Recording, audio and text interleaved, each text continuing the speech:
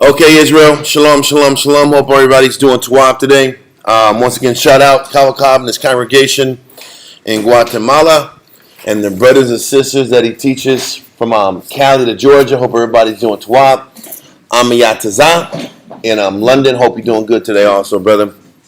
Also, SW family, Kazaki in Norfolk, Virginia, Quatazap in Rochester, Quatazap in Houston, Texas, and Zion in Rochester, New York. Hope everybody is staying strong and fighting a good fight. We do have the convocation season is coming really fast. So get yourselves ready for that. We should be having our gatherings within a few weeks. So we'll be talking in more detail about locations and so forth.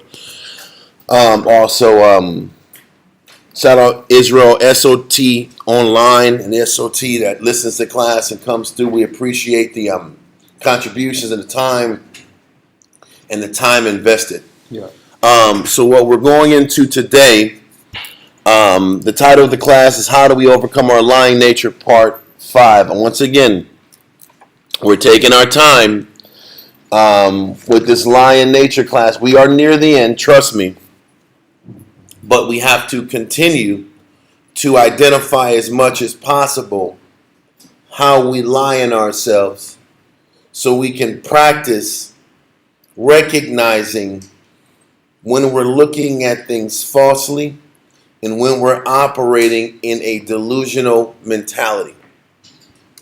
Why is it important to understand that we're operating in a delusional mentality? So we can have the opportunity to adjust and adapt and right the ship as fast as possible. Because the Most High is truly looking at us.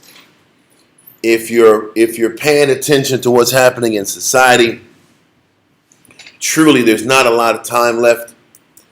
We don't have a lot of time to waste and to be caught up in our head. Yeah. It would behoove all of us to take as much time to learn how to take proper inventory of our actions and our thoughts and how we process things so we can learn to gain some kind of spiritual leverage over our battle and over our issues. Okay. We don't have the time to waste like we might have thought we did. Yeah. So, okay, today, or last week, we went over Dunning-Kruger and that Dunning-Kruger effect. And we lightly started talking about last Monday about pride and how that pride is the scriptural way the Most High explains what these Edomites deduced in the late 90s. Yeah. Okay? The only reason I go into these scientifical positions is because a lot of times for Israel, it makes more sense to us Yeah. if Esau said it. If he made medical journals, or psychological journals, can't get that word out today, journals that explain something about human psyche, then all of a sudden it makes sense for us. Yeah. But if we just go in the scriptures and say pride goes before destruction, people say, that ain't me. So it's very important to take our time to explain this concept with a little more detail. We're going to start back over with the definition of the Dunning-Kruger effect, and we're going to tie in scripturally how that applies to us today. Could you read that again, sir, this one? Okay. The Dunning-Kruger effect is a cognitive bias that describes the systematic tendency of people with low ability. This is not about, the Dunning-Kruger effect is not about people that aren't intelligent. What we're going over is a cognitive bias, meaning how you mentally process things. Yeah. There is a glitch or a block Yeah. in our mind, especially in arenas that we're weak at. He's letting us know in arenas that we're weak at, aren't properly versed in, lack understanding. This is where the vulnerability gets exposed. A lot of us, the problem with our people is that we swear we know a little bit about everything. but we know a lot about nothing. Right. And that's the issue. So this cognitive bias really gets exploited in arenas where people have low spiritual cognitive ability.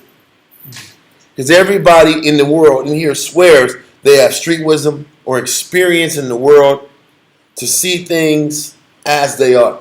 Right. But the Most High knows better. So let's continue. Let's read it from the top again. The Dunning-Kruger effect is a cognitive bias that describes the systematic tendency of people with low ability in a specific area to give overly positive assessments of this ability. Why is it a problem for all of us in arenas that we really lack understanding and experiencing to tell ourselves, to overestimate our ability in that arena? Why is that such a scary notion for us to have? Yes, sis?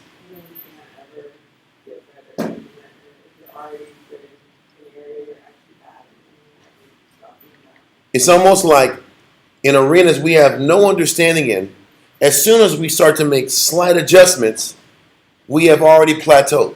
Yep. But we plateau ourselves just because we walk around and tell ourselves that we're growing, we figured it out. Yep. Then we walk around here and operate as if we start slowing down the push, slowing down the evaluation, slowing down the humility. So when people try to sit back here and say, hey, there's more to this, Yeah. you're limited in the scope of how you process this. You're limited in how deep you're taking this. Yeah. And then people get offended. Kind of. But they get offended because for a lot of times in their life, just because you start to scratch the surface in a concept doesn't mean you have it. Yeah. Israel does this a lot when it comes to teaching. Kind of. Just because you understand the beginning concepts of classes and scriptures doesn't mean you understand how to teach it to different demographics, Yeah. different age groups, different people. Kind of. Just because you might know information for you doesn't mean you understand it in a way that can sit back and benefit and develop everyone else around you. Right.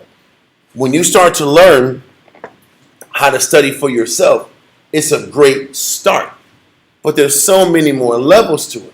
But how many of our people start to slow down their pace once they start having a little bit of success in certain studying arenas, learning how to be a wife, learning how to operate in the camp? We start finding a little success, and then we stop making the necessary adjustments to be in order with the Heavenly Father and to continue to gain the Most High's approval with us. Right. This is an issue that is prevalent in all of us. Kind of. We just have to be humble enough and willing to let people show us in what ways we can make these adjustments so we can keep growing. Okay, so read that again, so from the top. The Dunning-Kruger effect is a cognitive bias that describes the systematic tendency of people with low ability in a specific area to give overly positive assessments of this ability.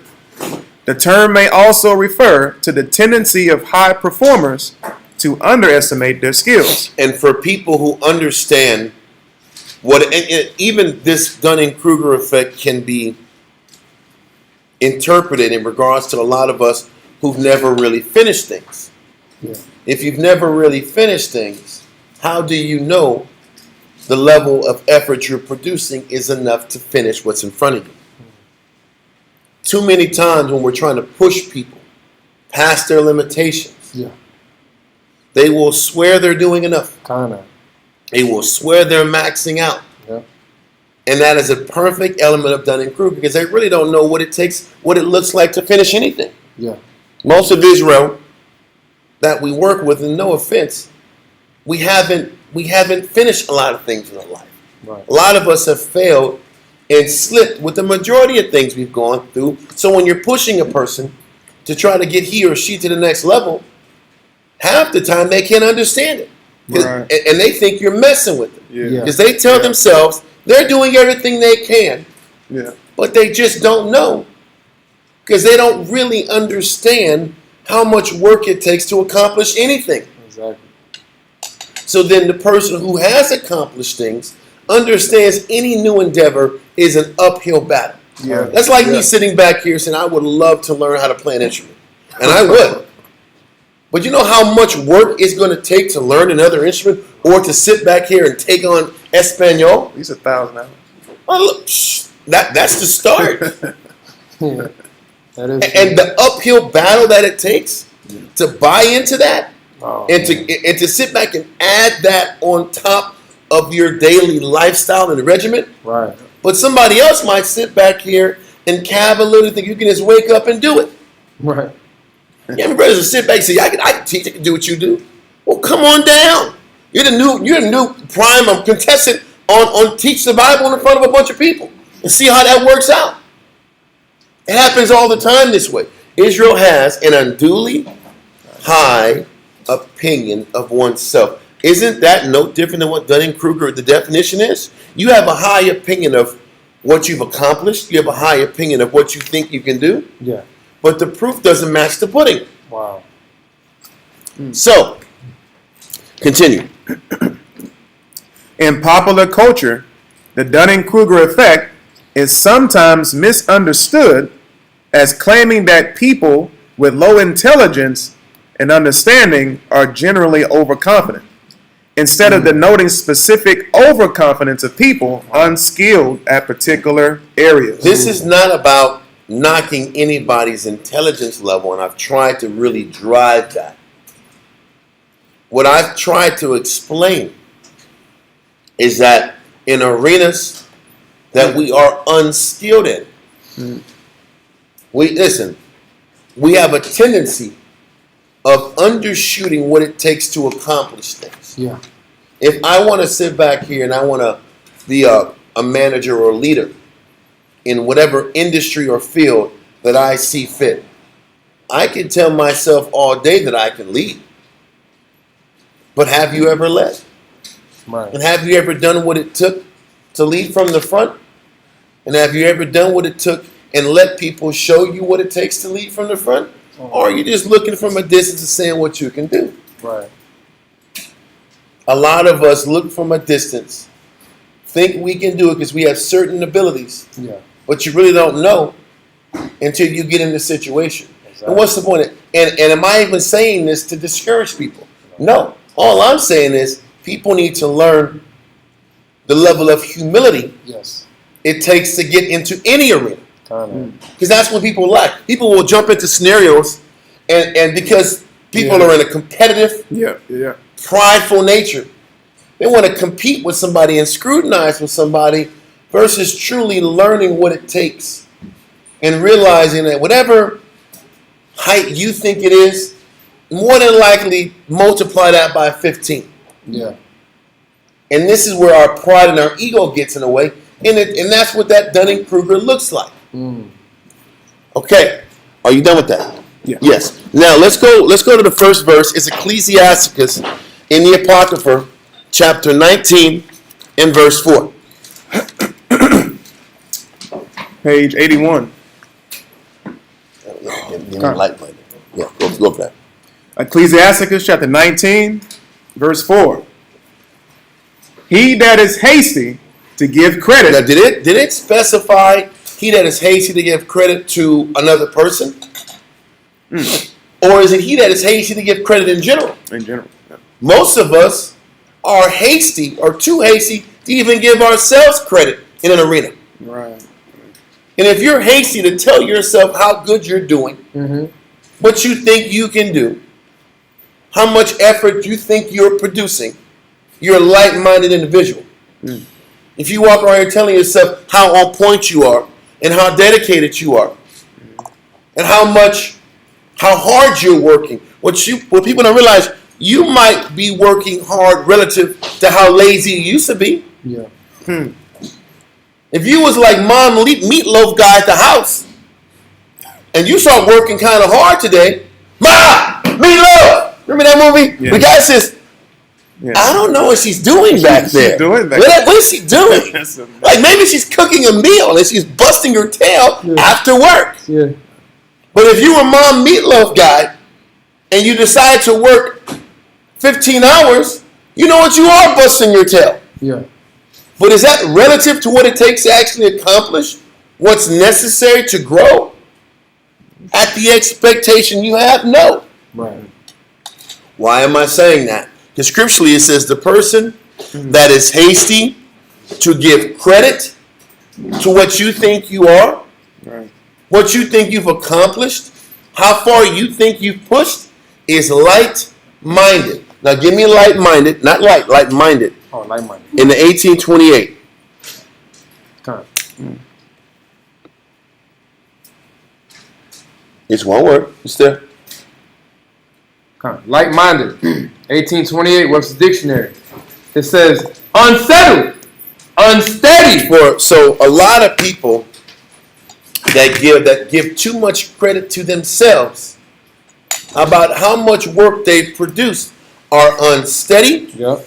and unsettled. They're unreliable, which means you really can't believe them. Right. They're unsettled and they're unsteady in how they process things. Because if you're going to over-exaggerate what you or whoever else is bringing to the table, that means you're showing that you're light-minded, you're unsteady, and you really can't be trustworthy, or not trustworthy like you're going to lie, but how you process things is unsteady.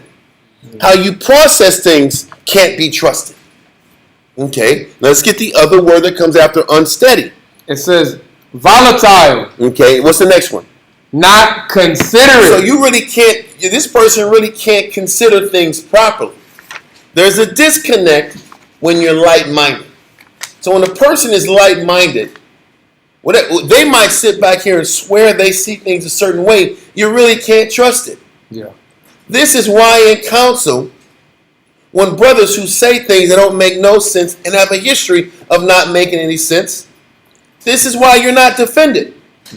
This is why your take on the situation isn't just accepted off rip. Right. Because you already have shown a pattern of unsteady, light-minded thinking. Yeah. So let's go into volatile a little bit more so we can understand light-minded the way it should be explained. Come.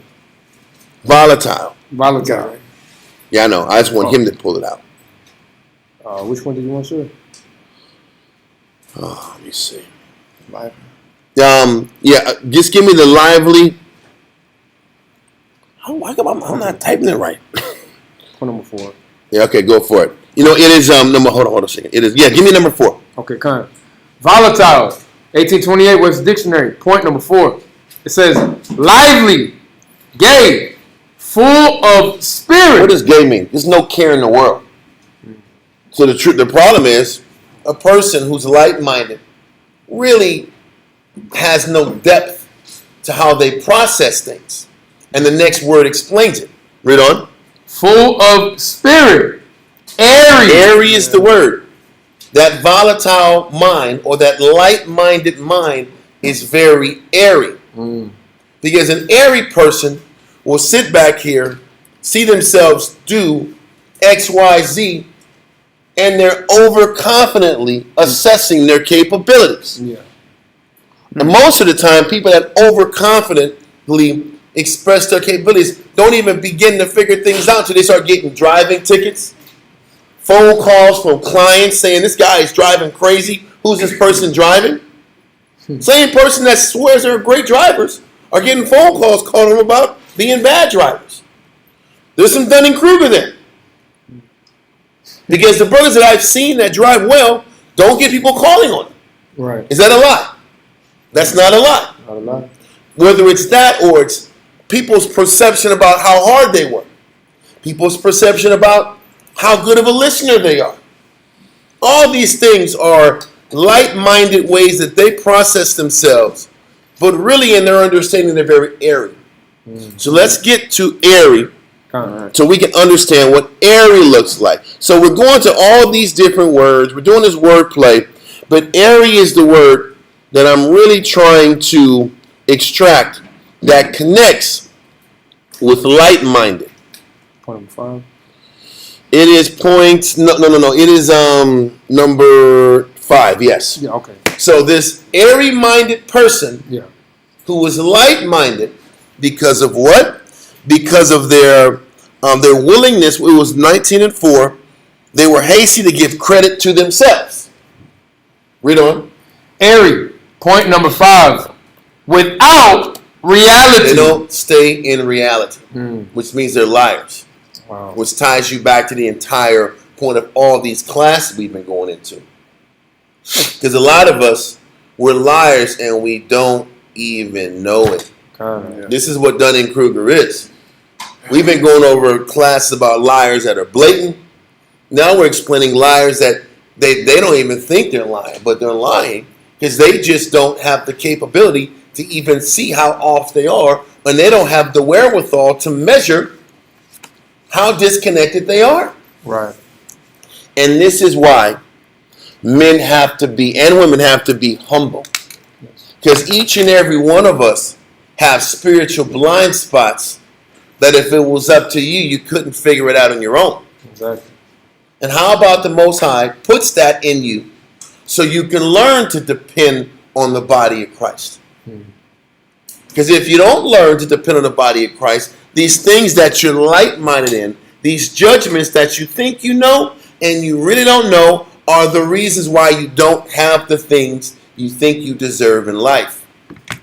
Everybody swears and thinks they should have the rib, the situation, the stability, the husband, whatever you're looking for. But the Most High is trying to show you in 1,000 different ways what you're lacking. But your pride doesn't allow you to see how far behind you are and how much work it takes to get to where you say you want to be. Right. And this is the disconnect the nation has. Yeah. And the Most High sends teachers, prophets, not that we're prophets, but teachers that can bring the word out to express what's necessary for all of us to be accountable for. And we just blow it off and discount it and just say brothers are hating. Yeah. Brothers are holding me back. Brothers are trying to sit back here and brothers are getting in the way of the blessings I deserve. And that's Dunning-Kruger again. Because they can't just see you are the main villain in your novel. Yeah. The villain is whatever height you are, is whatever weight you are, came from the same city you came from, was born in the same damn hospital you was born in, has the same fingerprint and footprint that you have on your baby pictures, on your baby like birth certificate. Yeah. Same little foot that has a little arch there. Like this is the villain, man. This guy looks familiar. Yeah, you realize it's you. Yeah. Because you're in a delusion. Because you tell yourself lightly that you're growing, suitable enough to get the blessings you want, and you're not. Wow. And you don't let the people around you show you what it takes to get what you think you deserve. Yeah. And that disconnect in trying to convince Israel that you're not giving enough to get what you want, and trying to get Israel out of that light-minded zone to get them to understand, hey, you have a lot more work to do to get what you want. It takes sometimes years to get Israel, to convince Israel that it ain't everybody around you. It ain't the white man. It ain't the men over you. It's you. Wow. It ain't your husband, it's you. It ain't the brothers, it's you. That's me being airy. What's that? That's me being airy. Airy, but that means the airy person isn't in reality. Yeah. Keep going in the definition of airy. It says, having no solid foundation. Because you know what that means? Your premises have no solid foundation.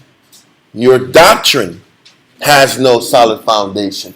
Your take on whatever you're going through has no solid foundation. Half the time, when you're getting to the meat and potatoes of a person, their belief system has no foundation. What moves them left or right, there's nothing spiritual to it. What upsets them, what vexes them, there's nothing about it. There's nothing about what they feel and what they're going through and how they process the scenario that has anything to do with the scriptures and the spirit. So the Most High calls it vain. Yeah. It's a waste. It's a wasted amount of thoughts and feelings that keep you in this cycle of failure. Yeah. Right. So read that again. The definition? The definition of airy. It says, airy. It says, without reality, having no solid foundation. No Vain. solid scriptural foundation. Yeah. Everybody, their statements got Yeah. foundations, but it has nothing to do with quantifiable actions, spiritual actions and decisions that will give you spiritual results. Yeah. Nobody talks about what it takes to make the necessary changes to get the Most High to bless them. All people do is explain how they're wrong, Yeah. taken advantage of, Kind of. and held back. Yeah. That's how you know their light-mindedness is airy and it has nothing stable behind it. Substance. Yeah. Because as we keep going into reading, we're supposed to be cleaving to doctrines and mentalities that lead to something that can be proven, that your actions can show works. Yeah. But most people that have their beef, they can't show the right way to do something because they don't have it. They just have beef and complaints that they hold on to. Nobody talks about what it takes to get the Most High back on their side. All they say is, the Most High is not on my side because of you. Oh.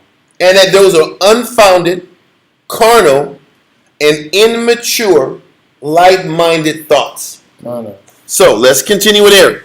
It says, without reality, having no solid foundation. Vain. Vain, because these thoughts and this way of processing things leads you nowhere. They're erroneous endeavors and thoughts that take you nowhere. And the only person wasting time is you. Right. And the counselor that has to hear your ear vomit. Read on. It says, trifling. Now, listen. That's a black term right there. That's a black term, You should right? just take the G away from it. Say Right. trifling. Trifling. But let's get into the definition of trifling. Yeah. Kind of. Trifling. It says, acting or talking with levity.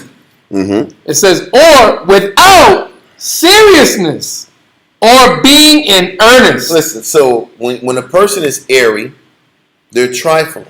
When a person is trifling, half the time they're not being honest. Or when you're hearing their words, you can't take them serious. Right. Yeah. Because either it's almost like when you're listening to a foolish man talk, the question is, does this person believe this lie? Or are they purposely lying to me? Or do they really believe this nonsense that isn't true? That's the question I have when I'm hearing jibber jabber from men. Do you really believe this? Or are you snowballing and lying to me?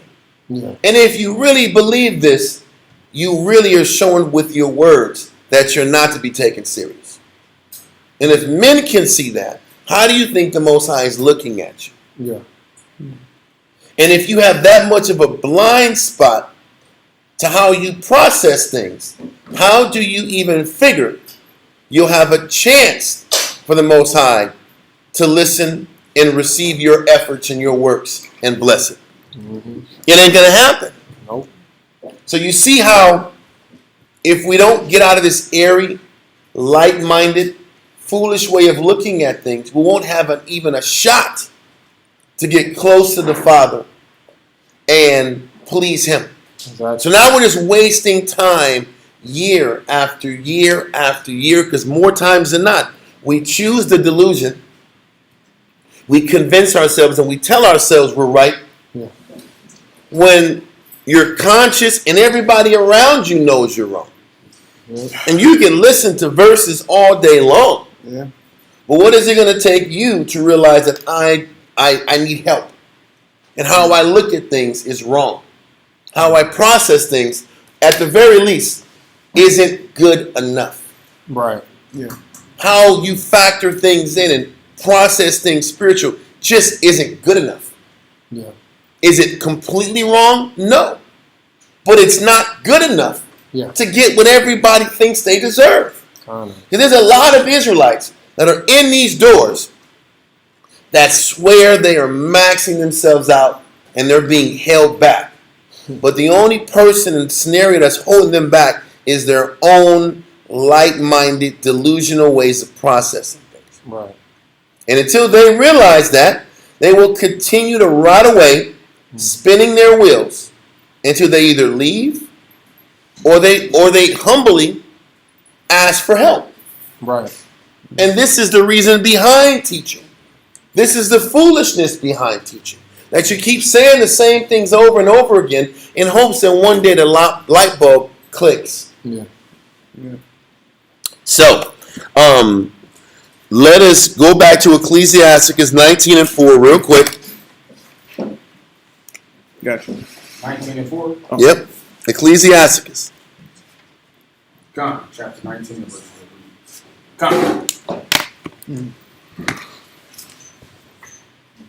Ecclesiasticus in the Apocrypha, chapter 19 and verse 4 reads, He that is hasty to give credit is light-minded. So, one that's hasty to give credit to yourself Right. or somebody else is like-minded, and you can't take them serious. You can't take their wisdom and how they process things serious. Right. Read on.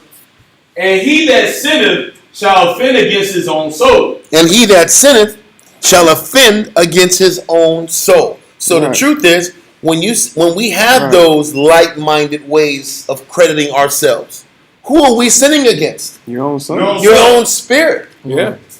When you operate in that Dunning-Kruger effect, where you overestimate how potent your works are and how you process things and the work you do, Yeah. you're only hurting yourself. Wow. Right. You're looking at something and you're surmising a situation and you think you're playing four-dimensional chess when the Most High is just laughing at you. Because you think you're something that you're not. Right. And a person that thinks they're something when they're not is only hurting their own spirit and wasting time for their own spirit. Don't profit to yourself. Done. So now, with that, let's go to 1 Corinthians chapter 8, verse 1 and 2. And I think we're going to need the Blue Letter Bible for some definitions. Because this is important. You said 1 and 2? No, yeah, 1 and 2 in 1 Corinthians 8 and 2. Come. Let me try to get there to 1 Corinthians. I'm talking about in the Blue Letter. Let me know when you're ready. Let's see.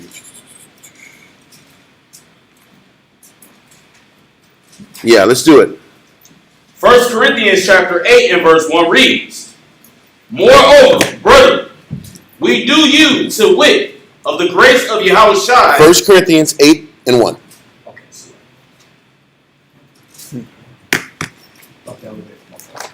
1 Corinthians chapter 8 and verse 1 reads, Right. Yeah. Yeah. Now, as touching things offered unto idols, we know that we all have knowledge. We all have knowledge of something from the world. Yes. We have knowledge of the streets. We got knowledge of how 5-letter word brothers move. Yeah. We know how to sit back here and I would say listen to our spidey senses. Yep. When we're in the hood, we know how to sit back and have that fight or flight mindset. Yep. We know what street stuff is. Yeah. Right. Yes. We know how to make moves to get what we want. We know how to make moves to get what we want in that environment. Yeah. We know how to make things shake. Yeah. We know how to hustle. Yep. We know how to sit back here and make moves in that realm. Yeah. Read on. We all have knowledge of that. Read on. Come. Knowledge puffeth up. Now the problem is, knowledge puffs up. Knowledge that you learn from the world puffs you up. I can't count on my hand how many brothers are operating the world, coming to truth, and swear they know how things are in the truth because you understood how niggas rode in the world.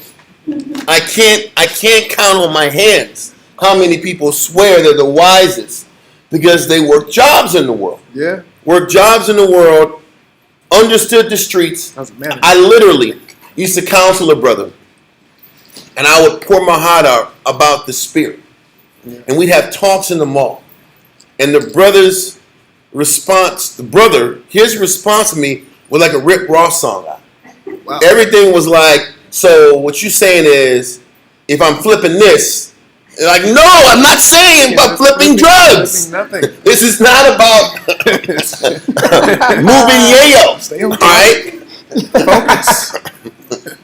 This is not about slinging dope and winning the dope fiends. It's not about that. But a lot of times, My supplier. the brother can only understand Street language. spiritual concepts Yeah. from a street mindset. I'm like, damn. But it took years That's real. to switch that mind frame. Yeah. But you got brothers that do the same thing in their way here. Yeah. They don't understand anything about the spirit, but they sure in the hell believe they do. Yeah. Because of worldly knowledge and worldly experience. And the reality is there's two different ways of doing things in this life. It don't translate. It doesn't translate. How you get women in the world and in this arena don't translate. Not at all. How you work doesn't translate. You know what? In the world, if a person wasn't working properly, you just fire them. Yep. Yeah. That ain't how it is in this realm. Cut them off. It takes 2 warnings and you're getting them out of here. Yeah. Right. We got to deal with this here every damn day. If they want to be in the troop, we're going to work with them. You can come and go. And you can have your issues and not fight your battle when we work with you. That's what we have to do. Yeah. Out there, we don't got to deal with this. Right. It's cutthroat. So the whole way of doing things is different. Kind of. But once again, knowledge puffs up. Yeah. Knowledge in the world puffs up, and the beginning of the knowledge you gain in the truth starts to puff you up. Yeah. And this is what Dunning-Kruger looks like. You get a little bit of knowledge, now you can't tell nobody nothing. Right. You get a little bit of knowledge, a couple breakdowns under your belt, and now you got all the Bible breakdowns in the world. If you realize how much there is to this book, you would sit back here and really stress out, It's never ending. acting like you really know something. We're just scratching the surface, even with these Sabbath classes. You know, the funny thing we're talking about, we used to talk about, man, when we started this 8 years ago, how many classes can we make before we start doing repeats? How about none? You don't have to do repeats. No. But look how simple the thought was. Yeah. You know, maybe after a year, I don't know if we're going to even be able to sit back here and do this. And we got to keep like repeating the classes. No, you don't. Yeah. There's always something new to shine to people to get them to see what they're going through. It's endless concepts to operate with. Yeah. What's the point? Knowledge puffs up. The little growth and understanding we gain, now you can't be told nothing. And that's something that we should be deathly afraid about. We should be afraid when you start feeling confident about a couple things you learned. Yeah. Because then you start telling yourself this is all you got to do. Yep.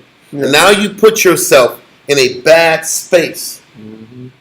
Well, so is it also because we changed for the wrong purpose? Like the level of growth that I have makes me feel good about myself. Yep. So And- yeah. But then you realize there's way more to it than that. Yeah. But it's good enough for me. And I'm okay with stopping growth here because I have a little bit more confidence than I did a year ago. Come. Yeah. But that thinking, you're limited Yeah.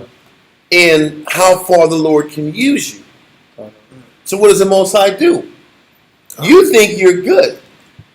So he just withholds the things you want Wow. until you recognize that you're not doing enough. Oh, Because we're supposed to be fit for Everybody wants the blessing, the husband, the wife. Everybody wants all these things, and they don't realize I got to work on the things in me to be justified in the gift that I get. That's crazy. And if people want rank, what good is rank if you haven't committed yourself to really grasping what this is, and grasping how much work you have to commit yourself to move forward? People want a position to drop people and be tough guys. You just want to say, you owe me 50 push-ups. That's ridiculous. Make 'em feel That's all it is. That's all this is about, is making people do push-ups. If that's where you at, that's what the most won't get you there. Yeah. So anyway, let's continue. Knowledge puffed up. Read on. But charity edifieth. Charity teaches you. So you know your wisdom isn't where it needs to be when you have to start teaching the doctrine. That's when you know you really ain't what you think you are. Everybody got all the Bible verses in the world until they got to teach their rib. And she's doing this. sleeping for. Look, read that verse. Read that verse. Read that verse. Read that verse. Why you getting all crazy? Read that verse. Why you getting all crazy like you from the West Coast all of a sudden, man? Man, read that verse. Come from? All right? Read that verse. Now all of a sudden verses come out, you angry? You're vexed. Well, maybe the spirit ain't honoring you. Right. You can talk all this tough talk all you want. I thought you was the priest. I thought you was the teacher. Until the kids are falling asleep or they ain't listening to you. Then what? When the kids don't want to hear what you got to say, then what is you then? Then there's something that you got to work on. Or you play the cop-out role and just say, she's wicked. Yeah, she's got the devil. Okay, she's got the devil in her. The kids are wicked. That's a cop-out. What about you? Right. Then that's when the battle starts. I'm trying to teach So all the knowledge you think you got, then you get brought to reality when you have to apply it around people. Yeah. Right. And teach it. And then can you inspire with your words and actions? If you can't, then that tells you something. That tells you that what you think you are isn't. Maybe you got to go to the necessary people to give you what you need to help you get the word to resonate in the people that you want it to resonate in. I just got to say this one more part. Read on in verse 2. Verse 2. And if any man think that he knoweth anything. And this is the thing. If you think you got it, if you think you understand what it takes to teach, lead, be the greatest wife ever, you swear you tell yourself you're the best rib on earth, and whatever's in your head that you tell yourself you are. Read on. He knoweth nothing, yet as he ought to know. Let's look at the definition of ought. So you don't know as much as you ought to know. Yeah. Let's look at the definition of ought.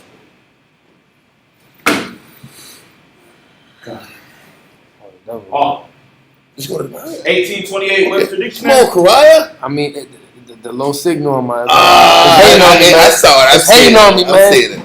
Read that out. I got it right here. Let him read out. He's the definition man. Come on. Okay, which one?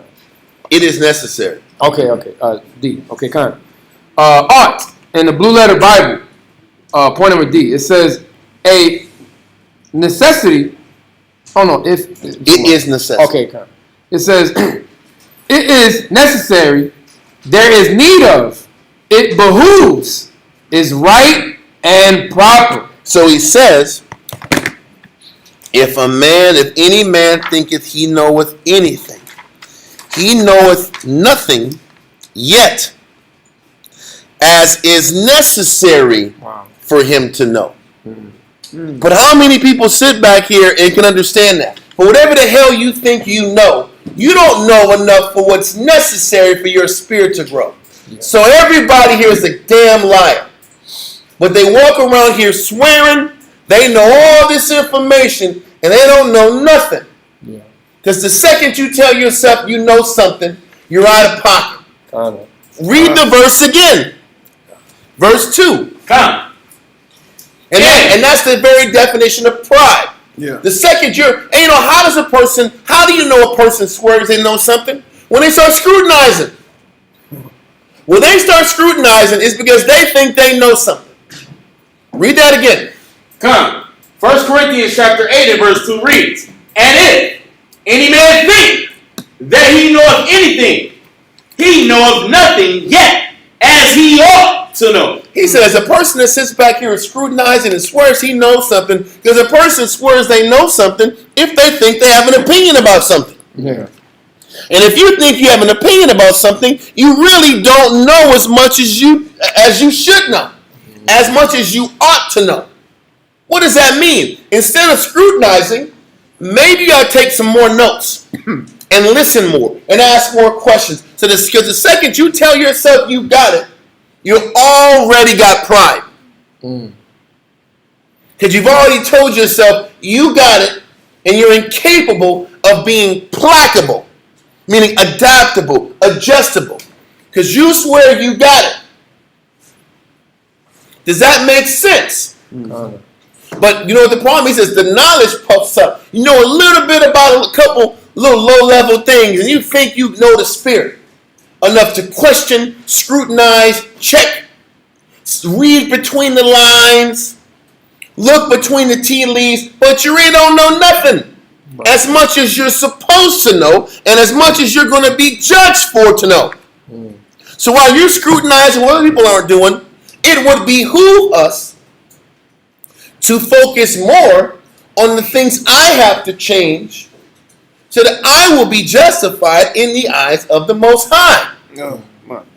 Because as soon as you want to sit back and look around and add our 2 cents to something, you're already saying you got it. Right. And you know enough to be accepted by the Most High. And you're not even close. And this is how it ties into that Dunning-Kruger effect. Kind of. Because we think we have a little bit of knowledge about something, now you can't be told nothing. Now you're in a position to scrutinize and check and criticize when the fact that you start scrutinizing lets you know that you're way behind. And that you have years to go before you really understand things. Kind of. And that's the point. And that's how disconnected we are. Pull it. I trust you. Try it. 1 Corinthians chapter 4. As long as it's sharp, it's right to the point. Come. 1 Corinthians chapter 4, verse 4. Since we said trifling, we might say 4. 1 Corinthians chapter 4 and verse 4 reads, for I know nothing by myself, Oh. Yes, say that again. yet am I not hereby justified. But he that judgeth me is the Lord. Yes. Read that again. For I know nothing by myself. But that's not how we think. Right. We think we know everything. Kind of.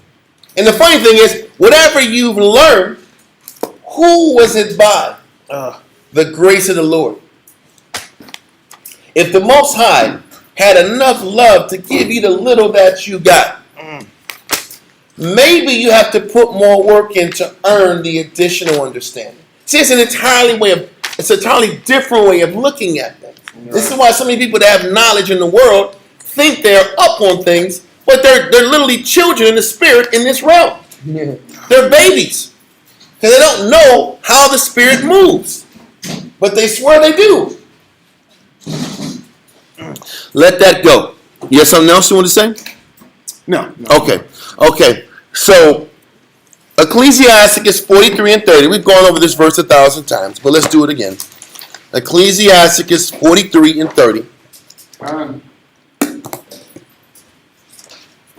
Ecclesiasticus chapter 43 and verse 30.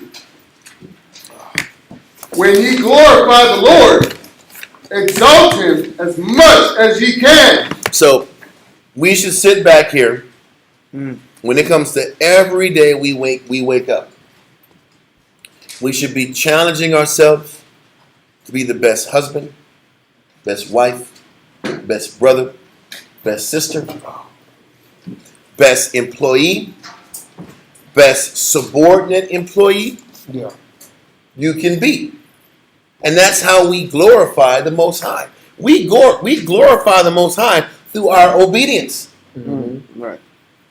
and how well we do our job that is presented to us.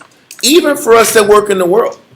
Don't y'all realize every time you sit back here and complain, the Most High sees you complain at the job too? Yeah. And then how can you on one end complain about the job you got and then want promotions at the job? Ain't gonna happen. Does that make sense? To us. It doesn't. Listen, we can't do that. We've learned that for those of us, whoever is complaining at the job is actually bringing a curse to the job. Oh, man. Do we know that? Have we figured that one out yet? Yeah. The person who's complaining and angry about circumstances, that's the person that's bringing Satan to the job. And if, for those of us who understand that, this is what we should teach our ribs.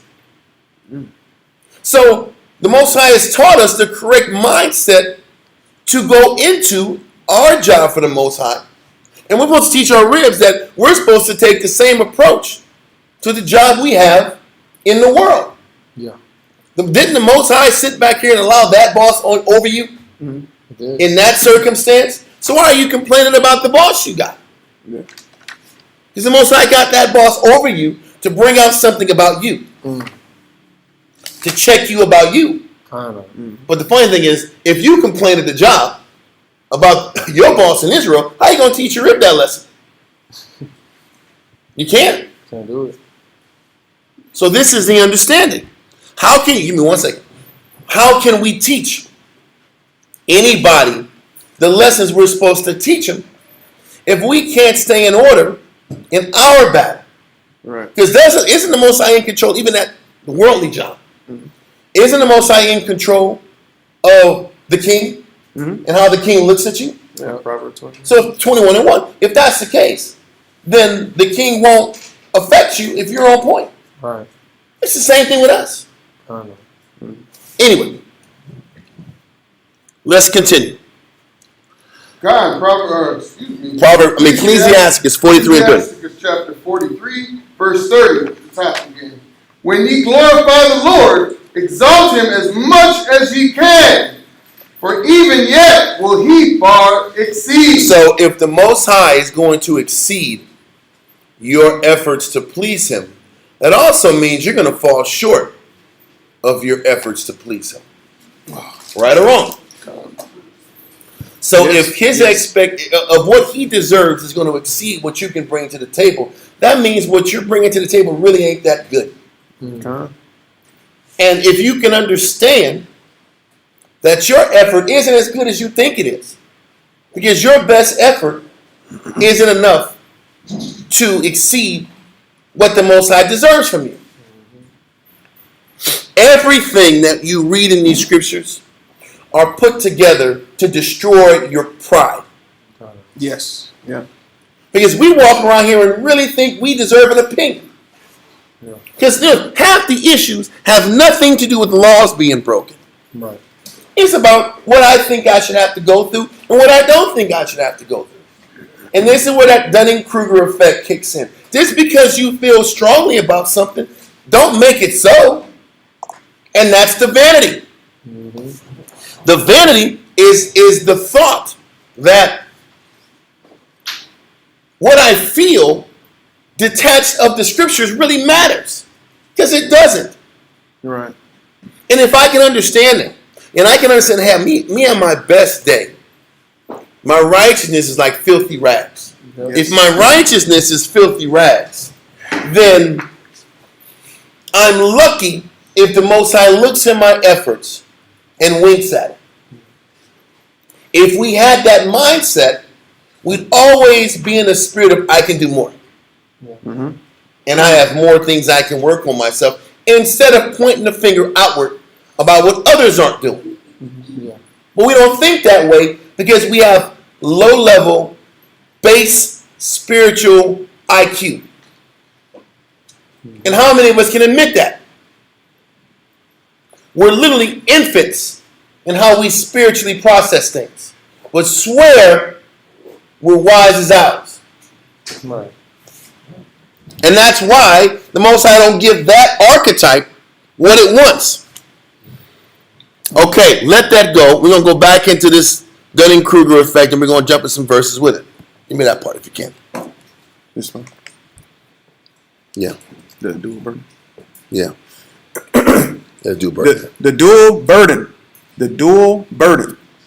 As psychologists David Dunning and Justin Kruger noted, And that's their full names. It says David Dunning and Justin Kruger, so the Dunning-Kruger effect. Read on. noted in their foundational 1999 study. So the white man, it took the white man 3,000 years to figure this out. When the Bible kept showing this about pride way before that. But keep going there. Incompetent, unwise individuals face two problems. So the person that has this unduly high opinion of their understanding, how they process things, how they look at things, that Dunning-Kruger proud mindset, they face two issues with their delusions. Right. Read on. They make mistakes. So they screw up and they walk around here and they're making mistakes left and right. Read on. And their incompetence robs them of the ability to realize it. And that's the scary thing. So their incompetence has them hyper-focused on what other people aren't doing. Right. Instead of the fact that you're the main culprit killing the spirit. That goes for the wife that's always arguing with her husband at the house. Maybe the person who's pulling up the rear in the spirit and bringing the curses is you.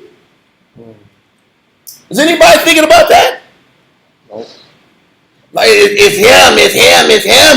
Is it always him? He's the Diablo. Is it always the husband that's the problem and the culprit? Maybe it's the wife that's negative. That's bringing the issues to the house. But I'm cooking and cleaning. I'm serving. I'm ironing clothes. I'm doing All I'm saying is this is the very definition of Dunning-Kruger. The issue is you're failing miserably. You're making significant bad decisions. And then what's going to go inside of this reading, the Most High is stinging you. And you don't even realize he's stinging you. Right. It says their incompetence robs them of the ability to realize it's them. Oh, man. And it's not the other person. Mm-hmm. And the scary thing is in 2 Thessalonians 2 and 10, when I go in there, the scripture says the Most High will give you a strong delusion that you'll believe a lie. Mm-hmm. That's the scary thing. The scary thing is that a person will swear up and down that the culprit is somebody else, the ranking man, the husband, this sister, this brother, but it's really you. Mm-hmm. And your incompetence, your spiritual incompetence, robs you of the ability to even see it's you. See that you're the person bringing Satan to the job. You didn't want to see it. And because you didn't want to see it. And the scary thing is the Most High is going to give you what you want. If you want to believe the lie, He's going to let you believe the lie. Despite everybody in the camp saying it's you. You're going to keep believing this lie that you told yourself. And that's the scary thing about serving the Most High. The fearful thing about what we have to work on in ourselves, if we want the Most High to bless us, we better stay humble. Yeah. Because if we walk around here with pride, the Most High will say, if this is what you want to think, then I don't give it to him. I will let you believe it. Have at it. There's verses in Isaiah 6 where he says, listen, make their ears fat. Yeah. So they will believe that lie and be rested in their lie. That's what we should be afraid of. And that the Most High will make you feel okay about the lie. Go there in Isaiah 6. Isaiah 6 is one of the scariest verses that you can read if you're really humble and trying to serve the Most High. Isaiah 6 and 10. Come. Isaiah chapter 6 and verse 10. Read verse 9 to start. Verse 9 reads, Ready? Yep. And he said, Go and tell this people, hear ye indeed, but understand not, and see ye indeed, but perceive not. This is an order to the spirits in Jerusalem to get into the minds of the people, to hear and to see, but not to understand what's real. To hear and see, but not perceive the message. Not really get the understanding. It's like the Most High can make a decision to not allow you to understand and get the answer. Read on. Verse 10, make the heart of this people fat. That means give them confidence. I'm going to give certain people, even in these doors, confidence and boldness to convince themselves that how they're looking at things is correct. Read on. And make their ears heavy. Meaning make their ears heavy so they can't hear the real answer. To get the real solution out of their problem. Scripture in Most High is like, I want you to fail. And I want you not to hear things clearly. I want you to think this is the spirit, how you're looking at things. So you can fail again and again and again. Read on. And shut their eyes, lest they see with their eyes, and hear with their ears, and understand with their heart, and convert. He said, I don't want you to convert. This is what we should be scared to death about. The Most High is saying, you know what? I don't even want them to be converted. So I want them to believe whatever's in their heart so they can fall on their face and be destroyed.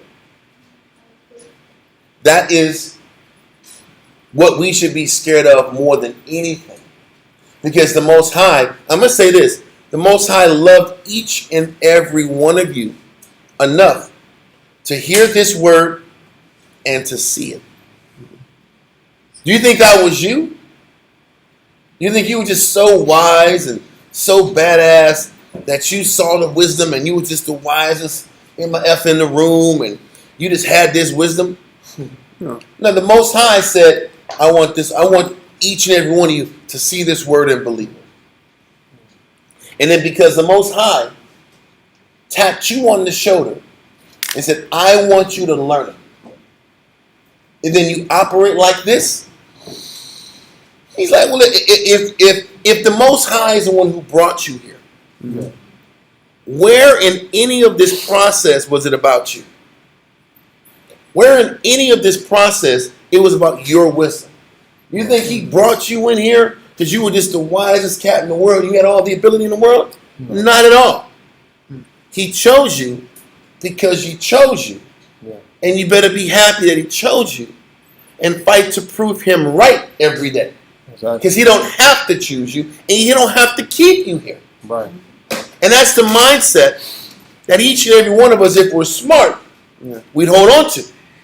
Yeah, we forget. Scripture says he took the weak things of this world to confound the wise. So if you're in this room, guess what you are? Weak? You're weak.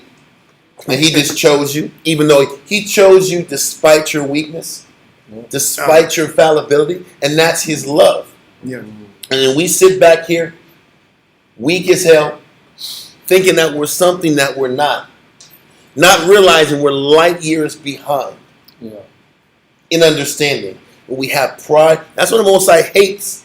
A poor man, which is lacking, that has pride. Yeah. What you gonna say? You gonna say something?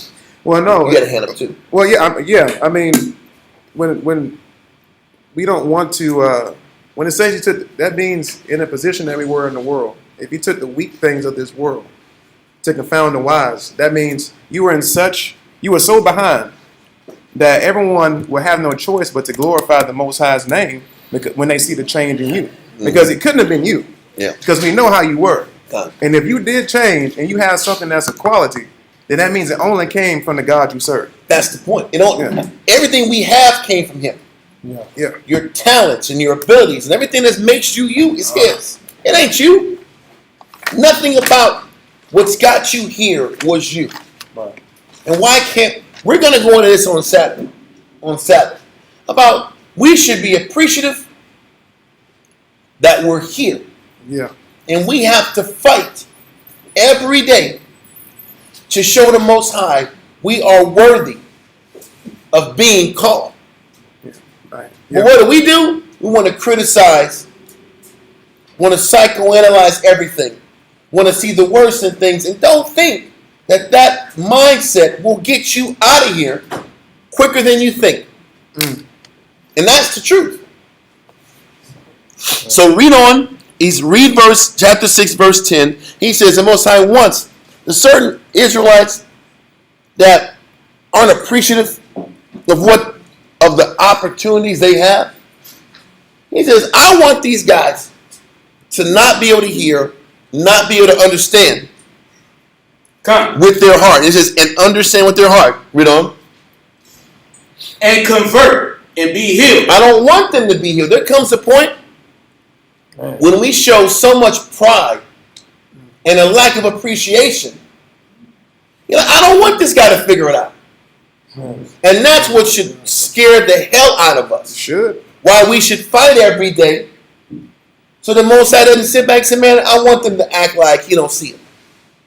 I want him to not see it. I want him to think there's another way. And to be convinced of it. Like men have done all throughout our time in the truth. And if you've seen those men and women, it comes to a point where they're just complaining all the time. And they complain so much that the Most High says, if you really don't want to be here, then I'm going to give you a reason not to be here. And all of a sudden their whole way of thinking changes. And then they're out of here. Lord have mercy on their souls. You don't understand how serious it is. They don't. Because they think they deserve better. And they're in their delusion. Yeah. And they think their effort is greater than what they're getting back. But what they don't realize is their effort isn't even close to what it ought to be. Exactly. Like we just read about ought in 1 Corinthians 8 and 2. Yeah. And that's the disconnect. So, let's go to Galatians chapter 6, verse 3 and 4. Oh,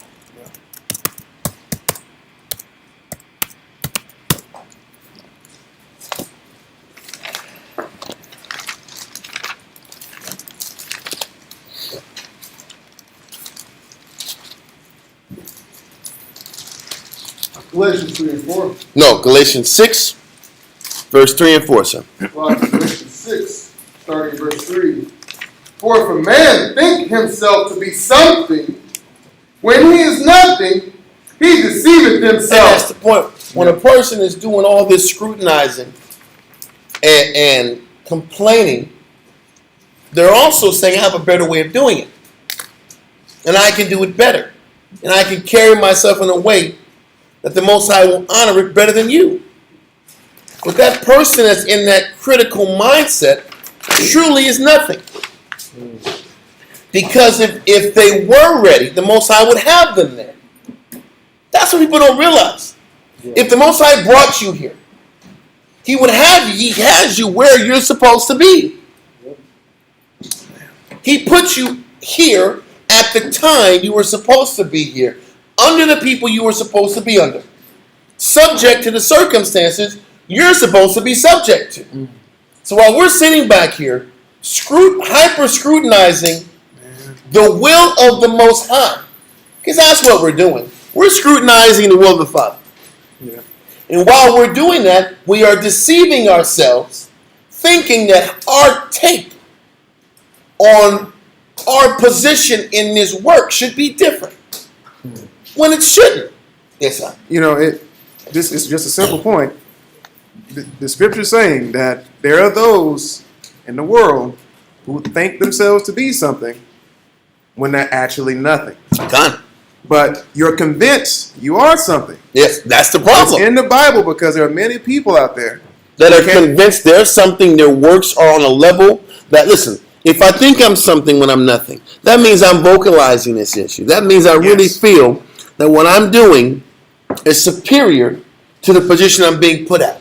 And Like I'm being held back. I'm being held down. You're defensive. And I'm not allowed to be put in a position that I deserve to be. But the Most High's got you there. If the Most High chose you, He chose you to be exactly where you are.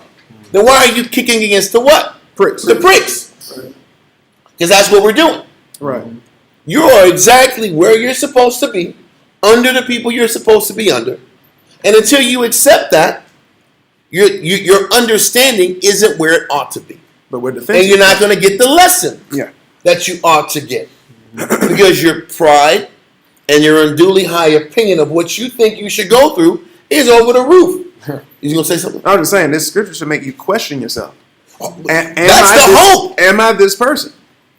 So that means you should be running to counsel. You should be receiving scrutiny and counsel when someone says, hey, brother, you may be off in what you're thinking right now. You should be receiving that with happiness. Mm-hmm. Because I don't want to wind up this person. Because the Most High is telling me that there are people out there who can't be convinced that they're not who they think they are. At the very least, are we humble enough to say, Right. maybe this is me? Yeah, Can we say maybe? Maybe, yeah. That's hard. Exactly. Consider your ways, yeah. Can you at least say, maybe this is me? Maybe how I'm looking at things is wrong. Yeah. How hard is your heart? You can't even consider. And if your heart is that hard, you're on your way out anyway. Because that's what we're reading about in Isaiah chapter 6. Because Isaiah chapter 6 says once you're at a point where you can't be healed and converted, the next position, you read verse 11, he's like, I don't want them to realize that they're off until they're in Babylon. Already captured. Already out of Jerusalem. And that's what's going to happen. You're not going to realize you're off until he removes you from the building. And that's the power we're playing with because we have pride. Yeah. And we really think we're something that we're not. And that's been the issue for most of us who fail in life. Most of us who fail in life always give you their Al Bundy story. Wow. Man, I could have been this, but white man kind of held me back. Well, damn, everything's the white man's fault? Why I can never sit back and rise to the top? Maybe you didn't rise to the top because you didn't have the goods to rise to the top. Love and marriage. Huh? Yeah. Yeah. Love and marriage. Why was he selling women's shoes at his age? Because he didn't have the goods to go to the next level. Just accept it. And we fell in the world and come in here with pride. That's what doesn't make sense. Yeah. At all. We're failures in the world, and I'm not ashamed. I failed. If you're honest, we all failed in life.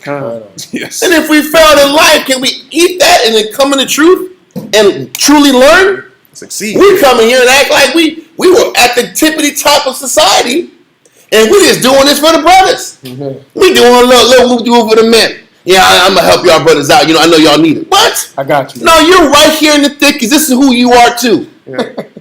We're too fragile to receive it. Well, you know what?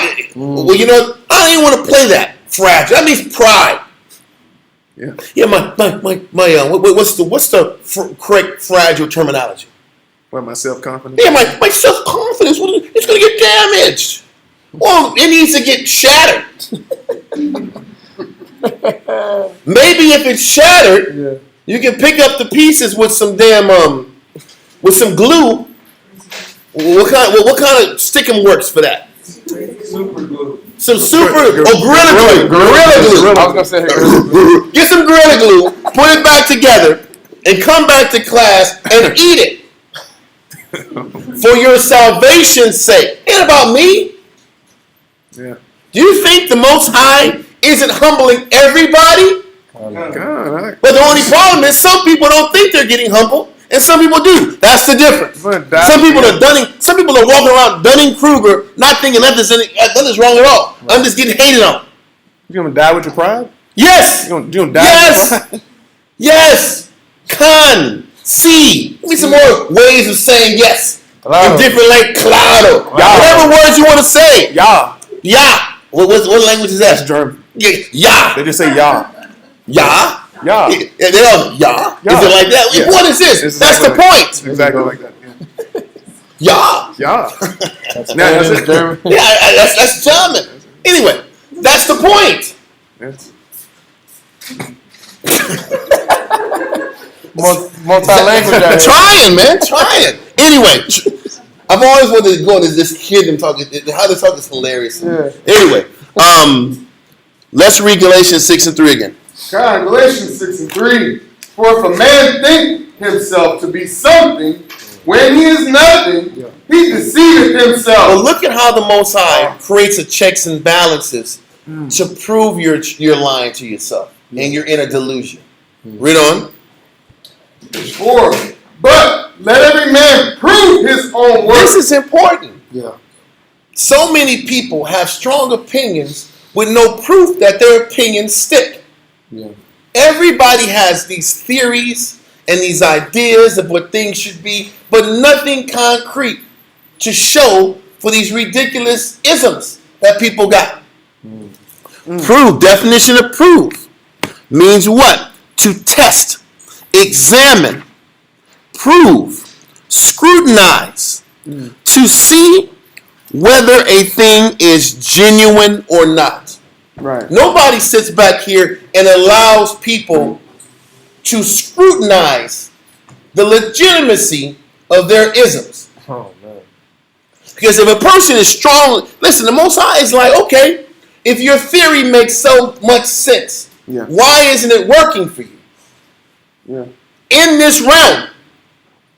Not what you did, what it could have did, what your fitna did, all these fitnas and coulda, shouldas. What are you doing now, and is it working for you now in your life? And if it ain't working for you now in your life, it ain't working. Yep. No, everybody's And hating. it's not up to snuff. What's that? No, everybody's hating. You said everybody's hating. No, everybody's hating. And that's the point. Yeah. Everybody's hating, or your wisdom don't work. And if it does, prove it. Right. But people can't do it. Prove it in your life. You're right. Yeah. But people can't. The people just scrutinize and complain and stay in a delusion without putting their money where their mouth is, so to speak. Right. If the Spirit is with you, it should be working with you. Nobody's holding nobody back. Prove it. Prove that you actually can do this, and the Spirit of the Most High can work with you in the things you think you can do. So once again, read verse 4 again. God, Galatians chapter 6, verse 4. But let every man prove his own work, and then shall he have rejoicing in himself alone, and not in another. Listen, all of us are on the hook to prove our work, Yeah. to prove our decision making, to prove that we're capable of applying this work and it actually works out for you. Right. Hold this and go to Ecclesiasticus in the Apocrypha, chapter 11, verse 14 and 15.